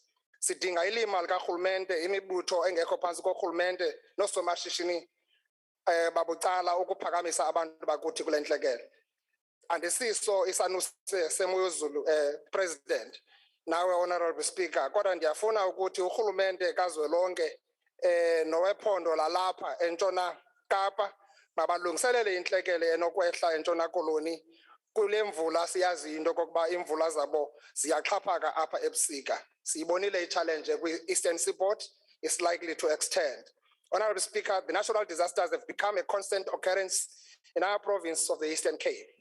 The 5 districts of OR Tambo, Alfred Nzo, Christiani, Amatoli, and Jogabi are prone to natural disasters, and 3 of them have been hit twice by natural disasters in the past 10 years. These natural disasters are in various forms and include tornadoes, storms, and the recent floods that have hit parts of our province since the start of the summer season, with Buffalo City Metro being the hardest hit by these catastrophic floods in January this year. It is important to inform the honorable members of the National Assembly and the South African nation that whilst assessment is being underway on the impact of the current disaster in our province, we can highlight the following related incidents. Nearly 1,000 people have been grossly affected by the homelessness and damages to private property. Over 1,900 temporary shelters are required urgently as a short-term response measure. More than 5 villages have been left without water and electricity supply due to damaged water and sanitation infrastructure. 10 schools and 12 health facilities have been damaged in OR Tambo and Christiani districts. Damage to agricultural infrastructure in some municipalities will affect the 2022 harvest and agricultural yields. More than 170 roads have been irreparable damage in our province, mostly rural roads, thereby disconnecting our communities to critical service centers such as schools, hospitals, and towns. The immediate intervention we have deployed include road repairs in OR Tambo and Jogabi, provision of psychosocial support to victims and affected communities, and provision of water cutting. More than 1,800 temporary shelters and 424 housing units will be constructed in the province for victims of the disasters. Mandithethe President here that abantu basezilalini bayazibona i-RDP houses bayazi-appreciate bafuna uvuselwa imizi yabo. If someone has lost about a 5-room house, ufuna ukokhelwa nje landlu ibethelelwe ngokutsha sisebenze sibheke phambili. The magnitude and impact of this current disaster requires large-scale support from the national government because our own resources are severely constrained. We have still not fully recovered from the effects of the previous disaster that hit 5 of our districts and Buffalo City Metro between 2013 and to date. The total cost of those disasters were estimated at 1.1 billion, and we did not receive any funding to respond to those disasters. In the current disaster, indications from the assessment that are being done will need more than 2 billion to rebuild affected infrastructure in our communities. We plead for agility in the national government as well to process so that we can respond timelessly to these disasters as the most vulnerable and poor people are severely affected. We must lift the dark cloud of hopelessness and despair that is lingering over the heads of our people. The disaster also requires long-term solution from all of us because they are caused by climate change. What that means is that in the provision of social and economic infrastructure, we ought to integrate climate change mitigation as part of our planning and designs. Mr. President and Deputy President, South Africa is signatory to the Paris Agreement, which is a legal binding international treaty on climate change that was signed on the 12th December 2015 and took effect on the 4th of November 2016. In accordance with this agreement, we ought to commit to the goal of limiting global warming to well below 2 degrees Celsius. It is therefore important that we also understand that our long-term low greenhouse gas emission strategy entails going forward. If we do not honor these global climate change commitments, protocols, and declarations, we will continue to encounter the disastrous effects of the natural disasters. Mr. President, Honorable Speaker, my considered view is that we can not afford to rest on our laurels as a country. We have got to double our efforts and combat these devastating effects of climate change and global warming. Between 1980 and 2019, we have witnessed an increase in both storms and floods, with landslide featuring on minimal scale. We are noting with great concern that landslides are gaining momentum, in particular in KZN.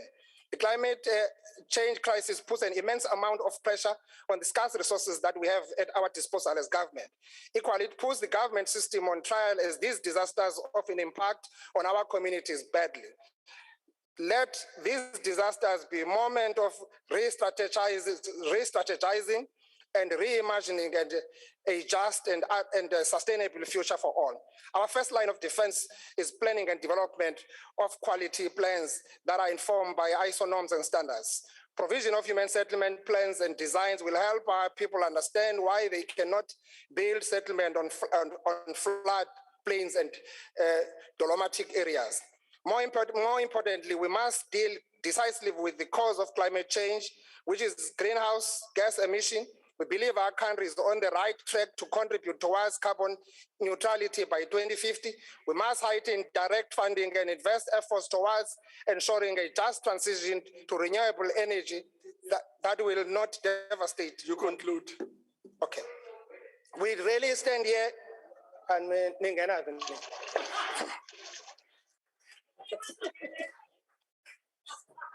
thank you very much. We really wanted to express our sincere word of gratitude. We are really humbled by the support we have received from South Africans across our country. And we really hope that this is time for all of us to work together and assist those who are in dire need of this. Thank you very much. Thank you very much. We now proceed to Al Jamaa, Honorable M.G.E. Hendricks.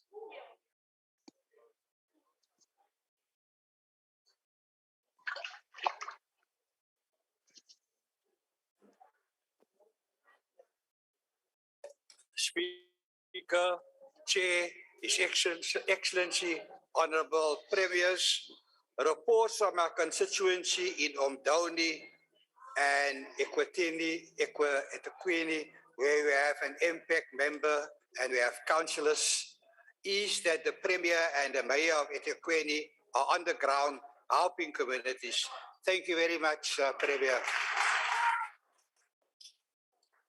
It did not go unnoticed, Speaker, that soon after the devastating floods, the nation saw that the Chief Whip of Parliament giving a helping hand and President Ramaphosa squatting on the floor of a victim to comfort them. Many other honourable members also went the extra mile.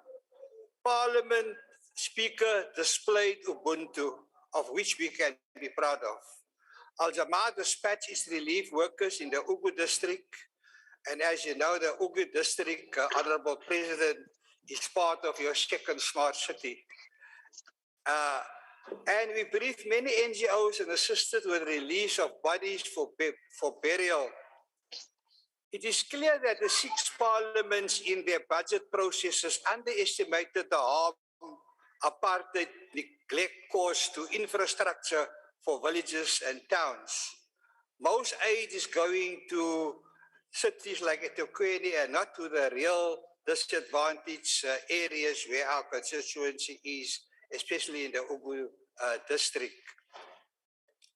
Honourable Speaker, dilapidated water infrastructure prior to the high rainfall and floods in many of our small municipalities was a big blow. The infrastructure of Ward 13 is specifically in a bad condition, as well as Malangeni in Wards 8 and Ward 9 in Umdowini municipality. Thousands of children were virtually blown out of the water. Small municipalities are not capacitated to deal with such disasters. All they have is flimsy tents. What happened to the 2007 disaster management bill that required all municipalities to have a comprehensive and proactive disaster management plan? It is clear that South Africa do not have the capacity to deal with national disasters. I want to say that if we should have an earthquake, you can imagine people will say we are a failed state. Lastly, Honorable Speaker, it's important that the National Development Plan be revisited because I don't think it took into account the devastation we had to our infrastructure, and they need to build in resources to ensure that the National Development Plan will help prevent such disasters. Thank you very much. Thank you very much. Our next speaker is going to be Honorable Tim Protestant. Honorable Prim.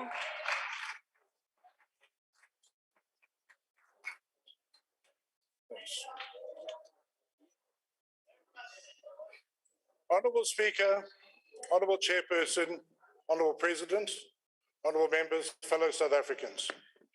I'd like to join in expressing my sincere sympathy to the victims of this crisis, and I certainly wish all of them the love and strength they need on this journey of healing.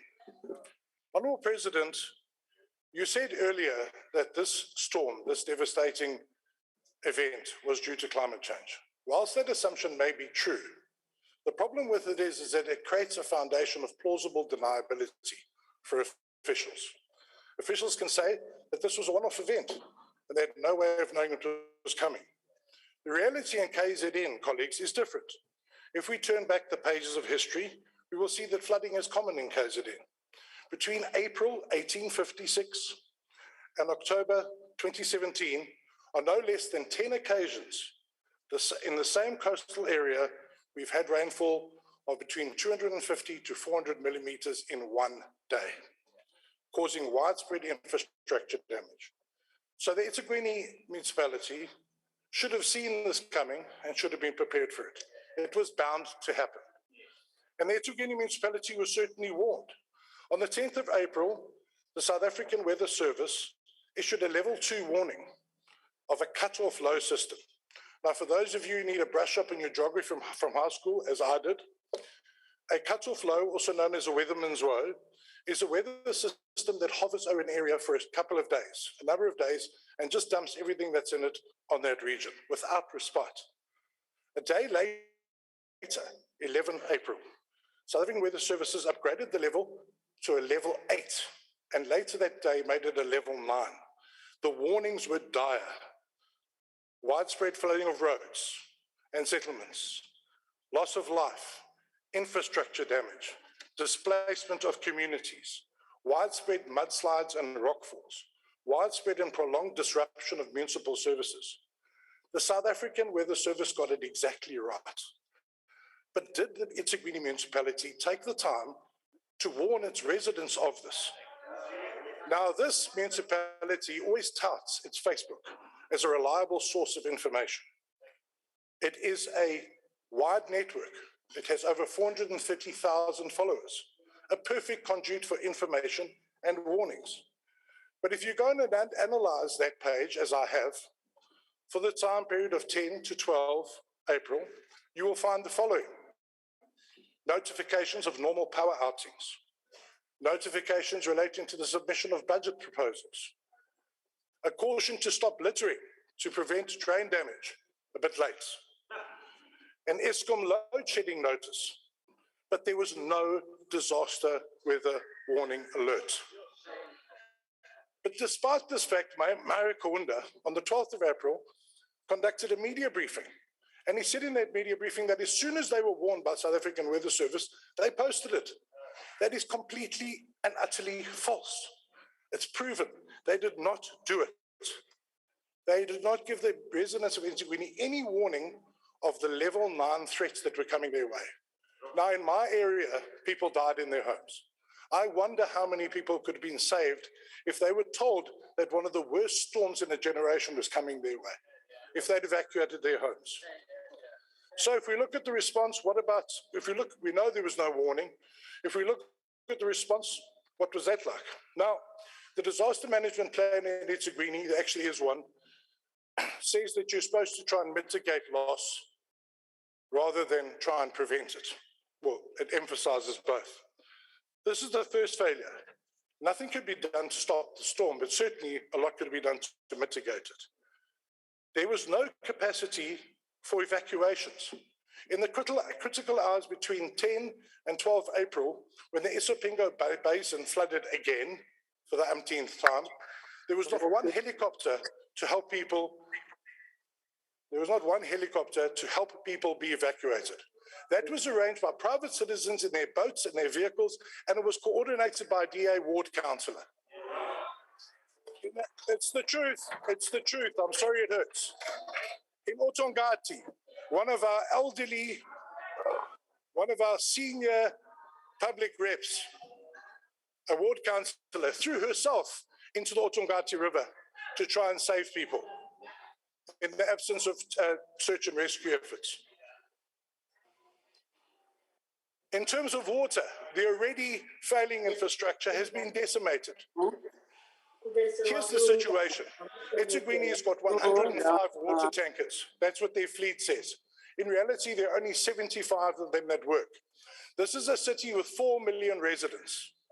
4 million residents with 75 tankers. That's 16,000 liters for every 53,000 people. It's absolutely and utterly impossible to handle that situation. Now, I don't want to get involved in Tankergate, but the reality is that I have a WhatsApp from the Premier to the provincial leader of the DA saying that I've never contacted Councillor Pullen. I don't even have his number. And what I will say is it's interesting that the residents of eThekwini now refer to tankers as zikalalas.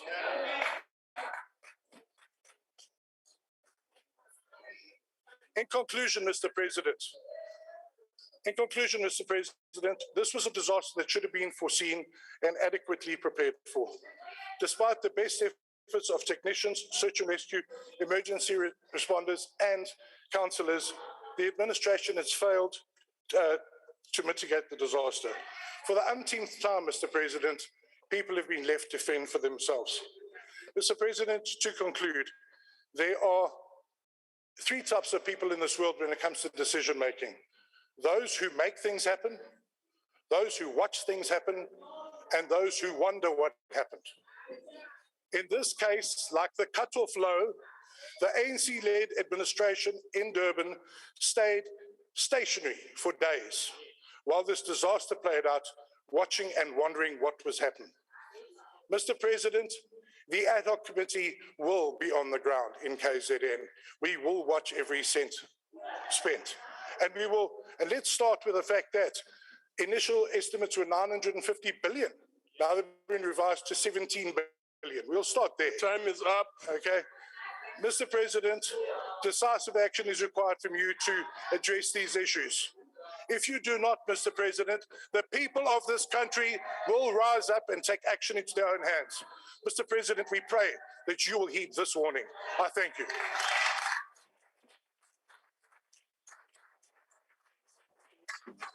Thank you very much. Our next speaker is going to be the Chief Whip of the Majority Party,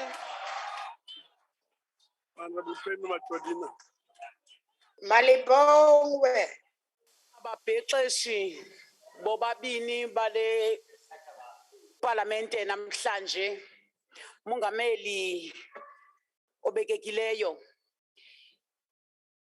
amalungu ezindlu zombini,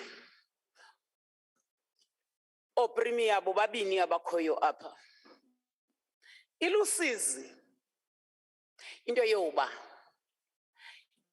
emva kokuba abantu bakowethu besiva kabuhlungu bejongise iminqonqo ezantsi kuzomiwa kule ndawo kuchithwane kubekho abo bathi yinto eyenziwe ngebomu. Ubani onesakhono sokwenza izantyalantyala emazikhukhulise abantu. Kubonakala ukuphelelwa bubuntu kuthi. Abanye ke bathetha bengazange baye bayothetha nabantu base KZN nabantu base Eastern Cape. Thina inyawo zinodaka. Sisuka pha, don't ask me that. Sisuka phaya Singene imiwewe namanxweme sawela imifula. Sisondela kubantu bakowethu abasifunayo ngalomzuzu. Ndithi ke kubo, Honorable Speaker, protection. This honorable member cannot say cease to me. Dime up. You said it.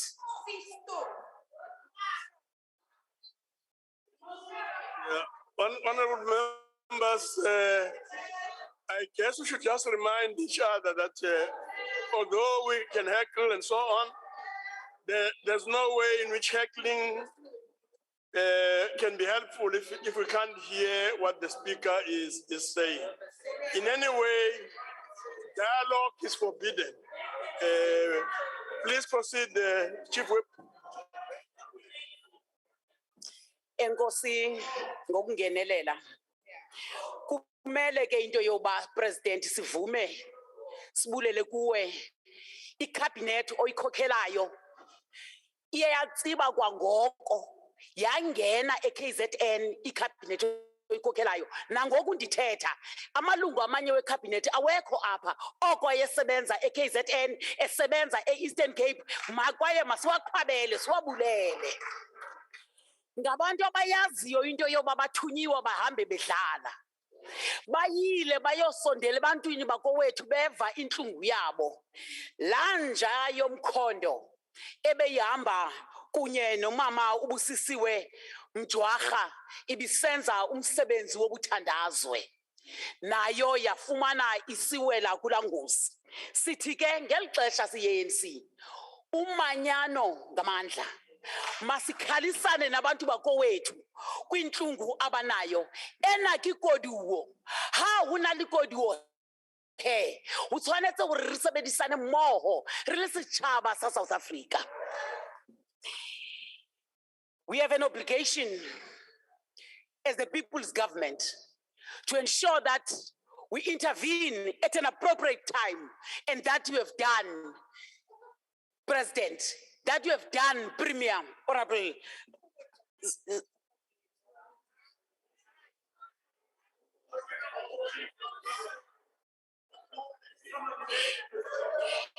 Amazwi, kanithule nina. Amazwi ovelwano awonelanga ukungena kumakhaya ajongane nokufa. Siyile kwimingcwabo seva ubuhlungu sithethe nabantu sahlala nabo phansi. Khaya lakwamakhanya ubone ibhokisi ezintathu nezine zomzi omnye. Lonto yodwa ithi wanga uThixo woxolo nothando angangenelela anibophe aniqinise. Amalungu akhoyo apha weParlamente amaninzi ayile phaya ebantwini ava inhlungu yabantu asebenza nabantu kwaye kufuneka sibulele abantu abaye phaya bayongenelela. Siyayiqonda ke mongameli into yoba xa kunje umthwalo xa usindayo ubanga ugxekwa-gxekwana. Wonke umuntu ufuneka efumene into yoba isizathu soba makugxekwe lo rhulumente okungathi siyazenza izantyalantyala.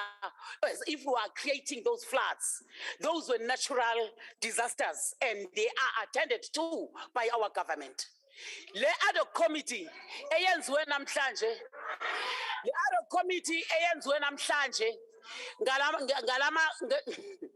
Parliament, ngezindlu zimbini wena, ngezindlu zimbini izawuqinisekisa into yoba sihamba kunye nani kuba imali ezawusetyenziswa yile mali ivotelwa yile Parliamente. Sizawuhamba kunye nani sincedisane into yoba umahluko wenzeke kwaba yabantu. We welcome the technical teams that have been established to work with the Disaster Management Center. Our government was coordinating all the programs. Siwabonile abalungu karhulumente engasebenzi in silos, esebenza kunye. Kodwa wena mama manungxola kakhulu man. Tyhini wethu.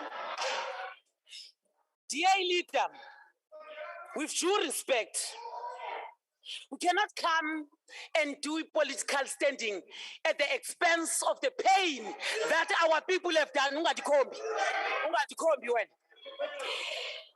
And Honorable Groeneveld, to say disasters Order. are not, Order, honorable members. to say disasters are man-made, that is not true. Mr. Tujoit, same to you. Bokufanele ba noko inhloni ziyanakha. Ukuza nizoma apha nithethe into engeyonyani. Ngenhlungu nokudandatheka kwemiphefumulo yabantu bakowethu. Singenelele singulo mbutho. Kwaye sisazawungenelela njengoba besitsho honorable uBhebhe. Into yoba sihambe sisondele ebantwini bakowethu. Sesiqalile uthetha nabo. Ingakumbi abo bakhe kwi-low lying areas nakwi-river banks. Into yoba kofuneka bavume urhulumente abasuse kwezaa ndawo ababeke ezindaweni apho sizawuthatha nomhlaba lo siwafake kuwo ngoba kumelekile.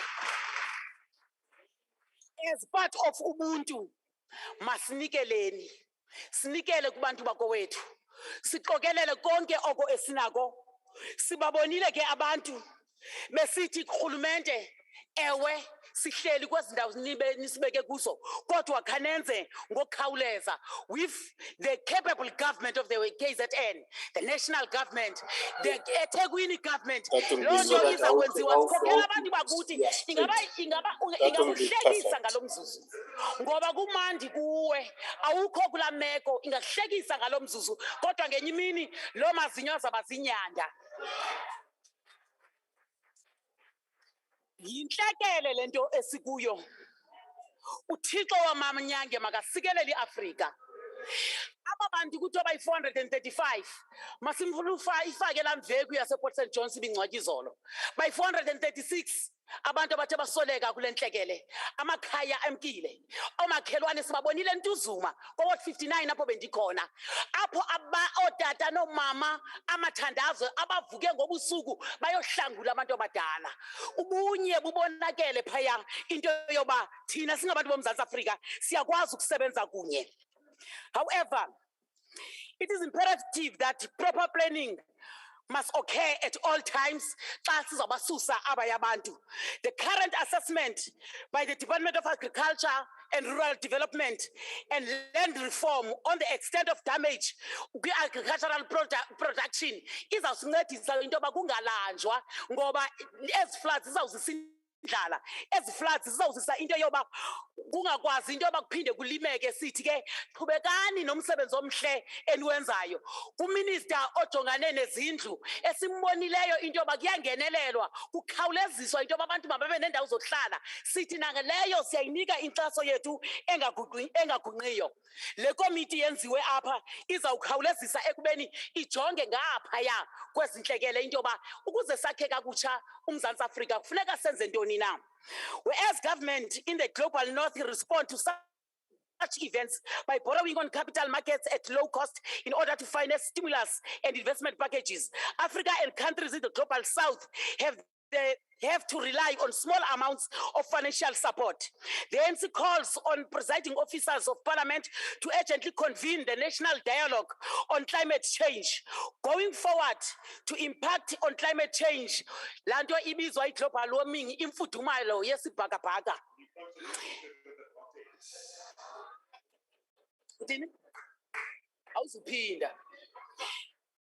Awuzuphinda. We know, we have observed, you have seen what transpired in Mozambique. And nathi singumZantsi Afrika saye sazibona sichaphazeleka. Honorable Speaker,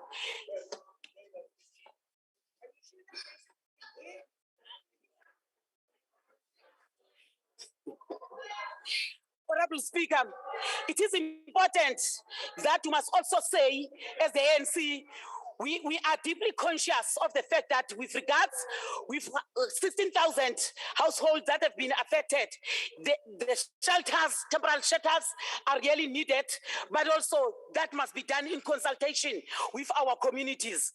The infrastructure that has been affected, it also affected the economy of KZN, and we are happy that the economy is now restored in stages by this government of KZN, and we thank thank them very much for acting swiftly to ensure that abantu bakowethu abasokoli mahala ixesha elide. Madagascar are now being experienced in KwaZulu-Natal and parts of the Eastern Cape with large areas of land below sea level, especially the vulnerable. That the discussions with the presidency on spatial development planning for the future, new construction and infrastructure materials that will be more resistant to climate change going forward are much needed. This has a major implication for roads, houses, and other infrastructure in the rebuilding process. Siyayazi into yoba sisuka kwimeko ezinzima. Imeko apho besisuka kwi-COVID-19 sathi singeka-recoverishi kwi-July unrest kwafika ezantyala-ntyala.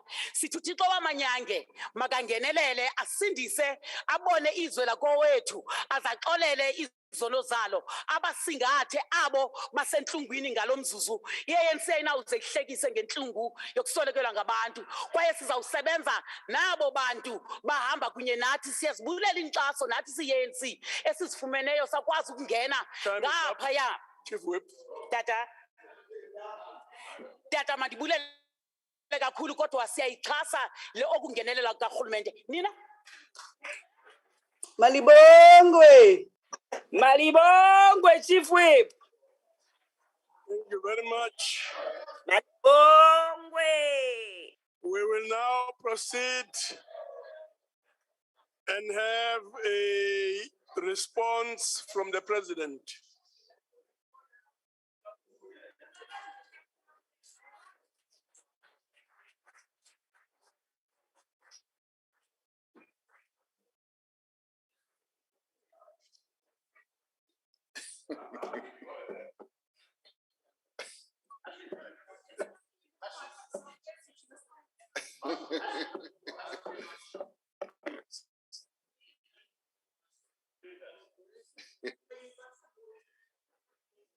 I'd love some water.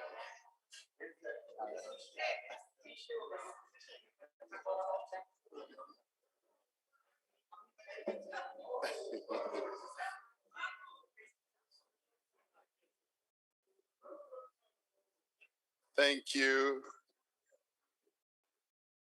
Speaker of the National Assembly, Somlo Momama, and Chairperson of the NCOP, I suppose we would say Sitlalo Baba, the Deputy President, the Premier of KwaZulu-Natal, the Premier of the Eastern Cape, ministers, and the honorable members. I wish to express my deep appreciation to Parliament for convening this joint session.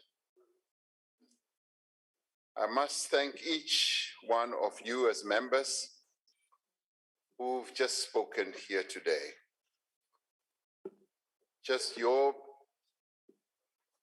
standing up here to express your thoughts and your views and those of your party speaks to the importance that you have ascribed to what has happened to our people in all these three provinces, including the city of Cape Town. It shows compassion, and it has demonstrated also solidarity. The contributions made today should give encouragement to all South Africans that their representatives are indeed engaged with the issues that affect them deeply. And I wish to thank a number of you here as representatives of our people who have taken time to go out, particularly to KZN, and who've walked the ground and been amongst our people. Honorable Bibi provided some real colorful details about how members of this House, as well as the Premier of KZN and various civil servants, have spent time meeting people who are affected. So for many of you who've gone out to see what has happened. Thank you very much, and I thank you on behalf of our people. Now, all this confirms that this parliament has taken its responsibility to exercise oversight and ensure accountability seriously. And I welcome the decision to establish an ad hoc joint committee on flood disaster relief and recovery to assess the overall impact of the damage, the response, and the relief measures that are being implemented by government. And I'm pleased that this decision has been taken rather quickly. And I thank the Chief Whip for outlining to me the task of this ad hoc committee, and I wish this committee well as it executes its task. This is an important step taken by this parliament to oversee the response and the implementation of these relief measures, to give the people of this country confidence that every effort is being made to address their needs. And in the course of doing all this, there will be some mistakes that will be made. There will be a number of gaps. And I think rather than blame shifting, rather than grandstanding, we should treat this as a national effort, a national disaster, and act together. This is not a time to score points. Quite frankly, this is a time to say, these are our suggestions. This is how we believe you should be responding, rather than during a time of mourning, when people are in great pain, where we are throwing stones at one another. This should not be the way, as South Africans, we should be responding. Now, many valuable proposals have been made on how we can effectively respond both to this disaster as well as, and I want to thank you for this, for future nature events that will strike our country and our people. We welcome the contributions that honorable members have made on the principles that need to guide the work of rebuilding and recovery. Honorable Lucas spoke about joint planning. And she also said, through this, we should find a way of strengthening the district development model, because as she said, it will serve us well, even as we handle disasters like this. Honorable Mkalipi spoke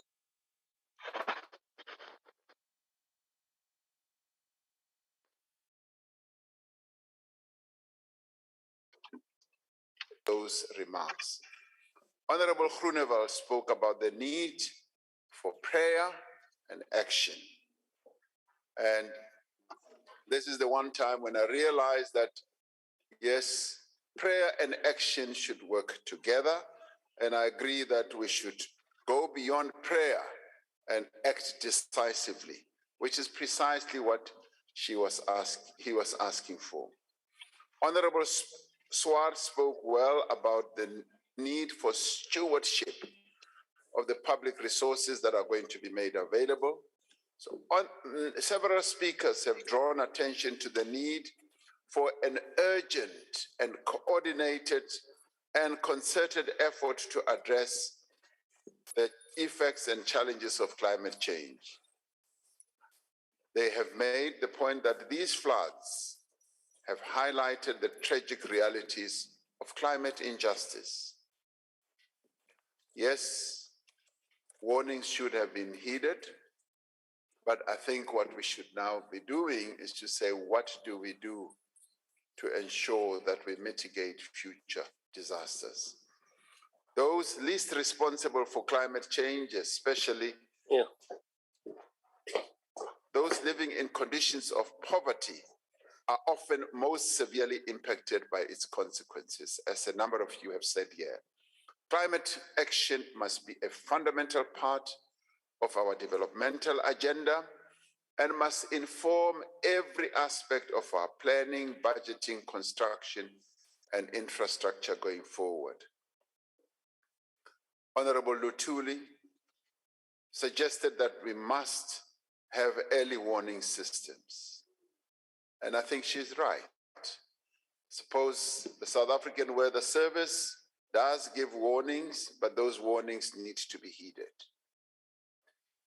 Honorable Zungula made wonderful suggestions about town planning, as well as protection of vegetation and how best we can address the type of disasters that we might have in future. I enjoyed listening to Honorable Dutoit, who spoke about dreams.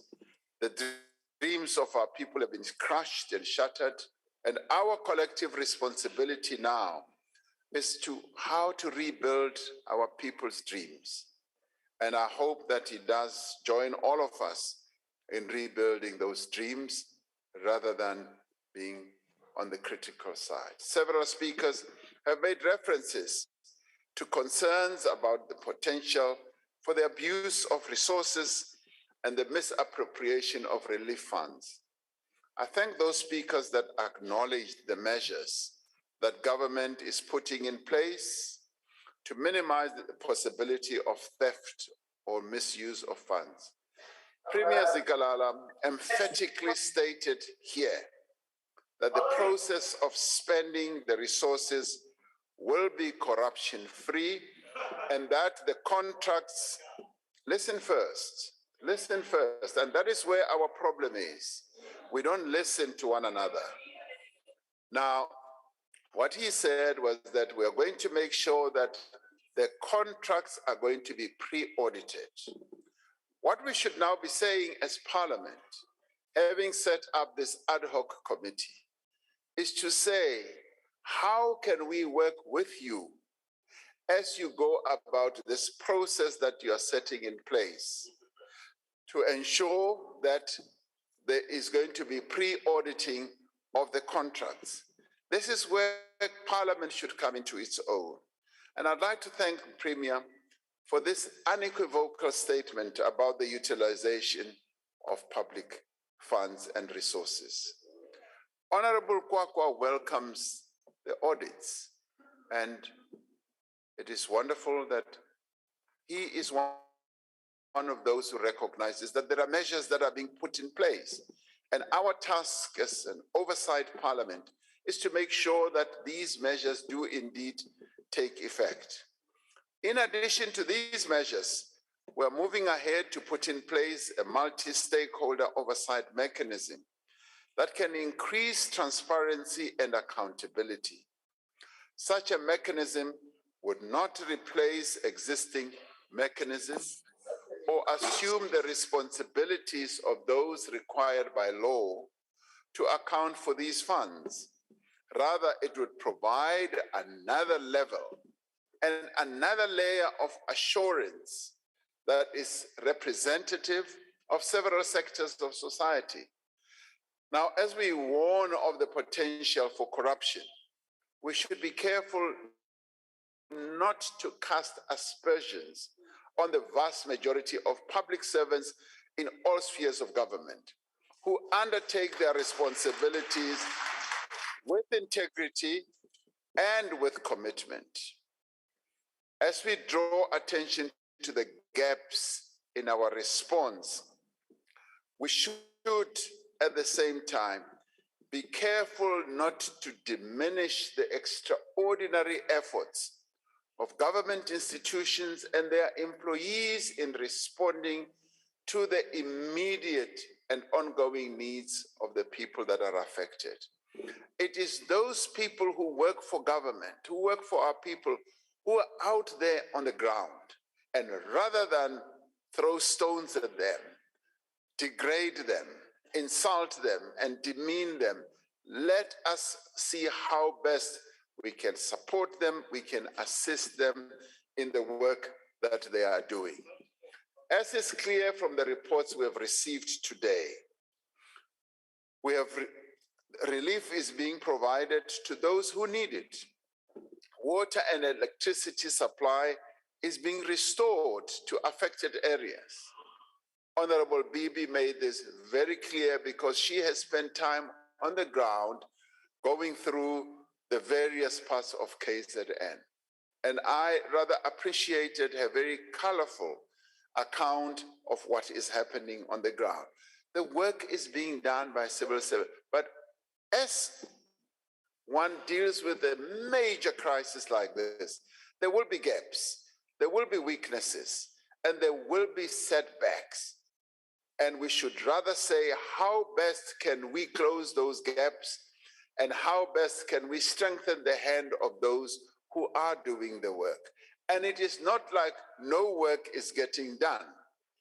And when pipes have burst and when roads have been washed away, it does take time. And I'm rather pleased, as Premier Zikalala was saying, that a bridge has been rebuilt within 5 days of having been totally destroyed. The road, the Bayhead Road, has been refashioned in whatever way it can so that the 13,000 trucks that go through to our port can go through. So we can see that work is being done. So we cannot come and stand here and denigrate people who are doing the work, insult them and dismiss them as though they are doing nothing. I don't accept that. I refuse to accept that because work is being done. I would rather have people come here and say, work is being done, but there are gaps, there are shortcomings. You need to look after this and that and that. That should be the approach that all of us should have. So work is being done. We are restoring. We've been befallen by a mighty, mighty disaster. And as South Africans, we need to join hands. And we should also appreciate the assistance that we are getting. Today, our religious leaders are on the ground. They are going to do some inspection, and they will be able to come back and tell us that there are gaps. I know that the General Secretary of the SACC will call me tonight and say, President, there are gaps we saw. There are some works that are being done properly, but there are gaps. And as he always does, and as the religious leaders always do, they put forward proposals and suggestions. And that is also what we expect from here when we have gone through a disaster. The politicking must be put aside. Let us save our people's lives. Let us put our people's lives first. Now, certainly there is a lot that we can learn from these floods, not only about how we plan and build, but also how we organize our disaster response. We should expect that extreme weather conditions are going to continue visiting us. Now, Premier Mabuyane correctly says that we should integrate planning with climate change imperatives. He says that this disaster must be a moment through which we redesign and re-strategize how we respond to the realities of climate change. As we expect extreme weather events of this nature, that they will occur more frequently, and that we need to work together to ensure that we're better prepared, but more importantly, that our communities are better prepared as well. And yes, we do need in our planning to ensure that as we plan, we do not allow people to go and build on floodplains where we know that it is going to be a death trap. We as government, we as legislators must make sure that that is done. Now, I hope I pronounce your name very well. Broteseth, I hope that's correct, spoke about weather warnings from the South African Weather Service and spoke about it very eloquently and in a way which reminded many of us of our geography lessons and all that. I would say that rather than shift blame, let us talk more about ways we should respond better. And you seem, sir, Honorable Member, you seem to have really good ideas. And I'd like us to take the ideas that you've put on board so that we should see how best we respond, we improve our response capability. And I'd like to thank Honorable Buthelezi for reminding us about the care we should demonstrate to our people. I also wish to express my gratitude to him for the letter that he sent to me, wherein he was informing me that His Majesty the King, Misizulu Zwelithini, was suggesting that his coronation should be postponed due to the situation that prevails now. Now, I welcomed that, and I think that was a wonderful suggestion. So we both agreed that the coronation will be postponed to a later date. And I'd like to thank him because that demonstrated great solidarity with our people, that we should not go ahead with an event of that nature when our people are suffering.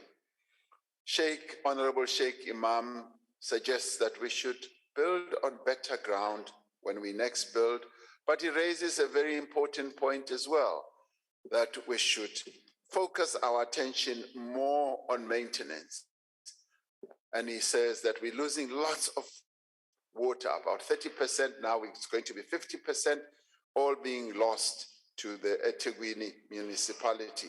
So we need to maintain, and that is another area of work that we will focus on. And he even says that that's a job creator. We can create even more jobs. Lastly, allow me, Honorable Speaker and Honorable Chair of the Council of Provinces, to thank you for agreeing that we should have this debate. That demonstrates your ongoing support of this democratic institution for our national disaster recovery effort. And I think through this debate, we've lifted the important issues that need to be attended to. Wonderful ideas have been put on the table here, and these are ideas that we should take forward as a government. And I'd like to thank you all, because there is so much work to be done, and I'd like to invite all of us that we should do this work together. Thank you very much.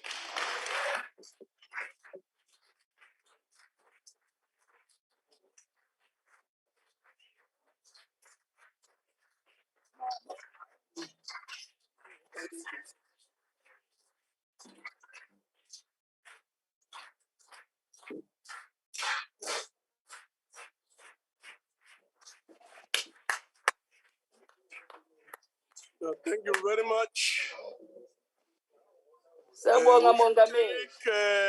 take this opportunity to thank the President for his address, and honorable members. That concludes the joint sitting and the business for the day. This joint sitting is now adjourned. Malibongwe. Long live the chair.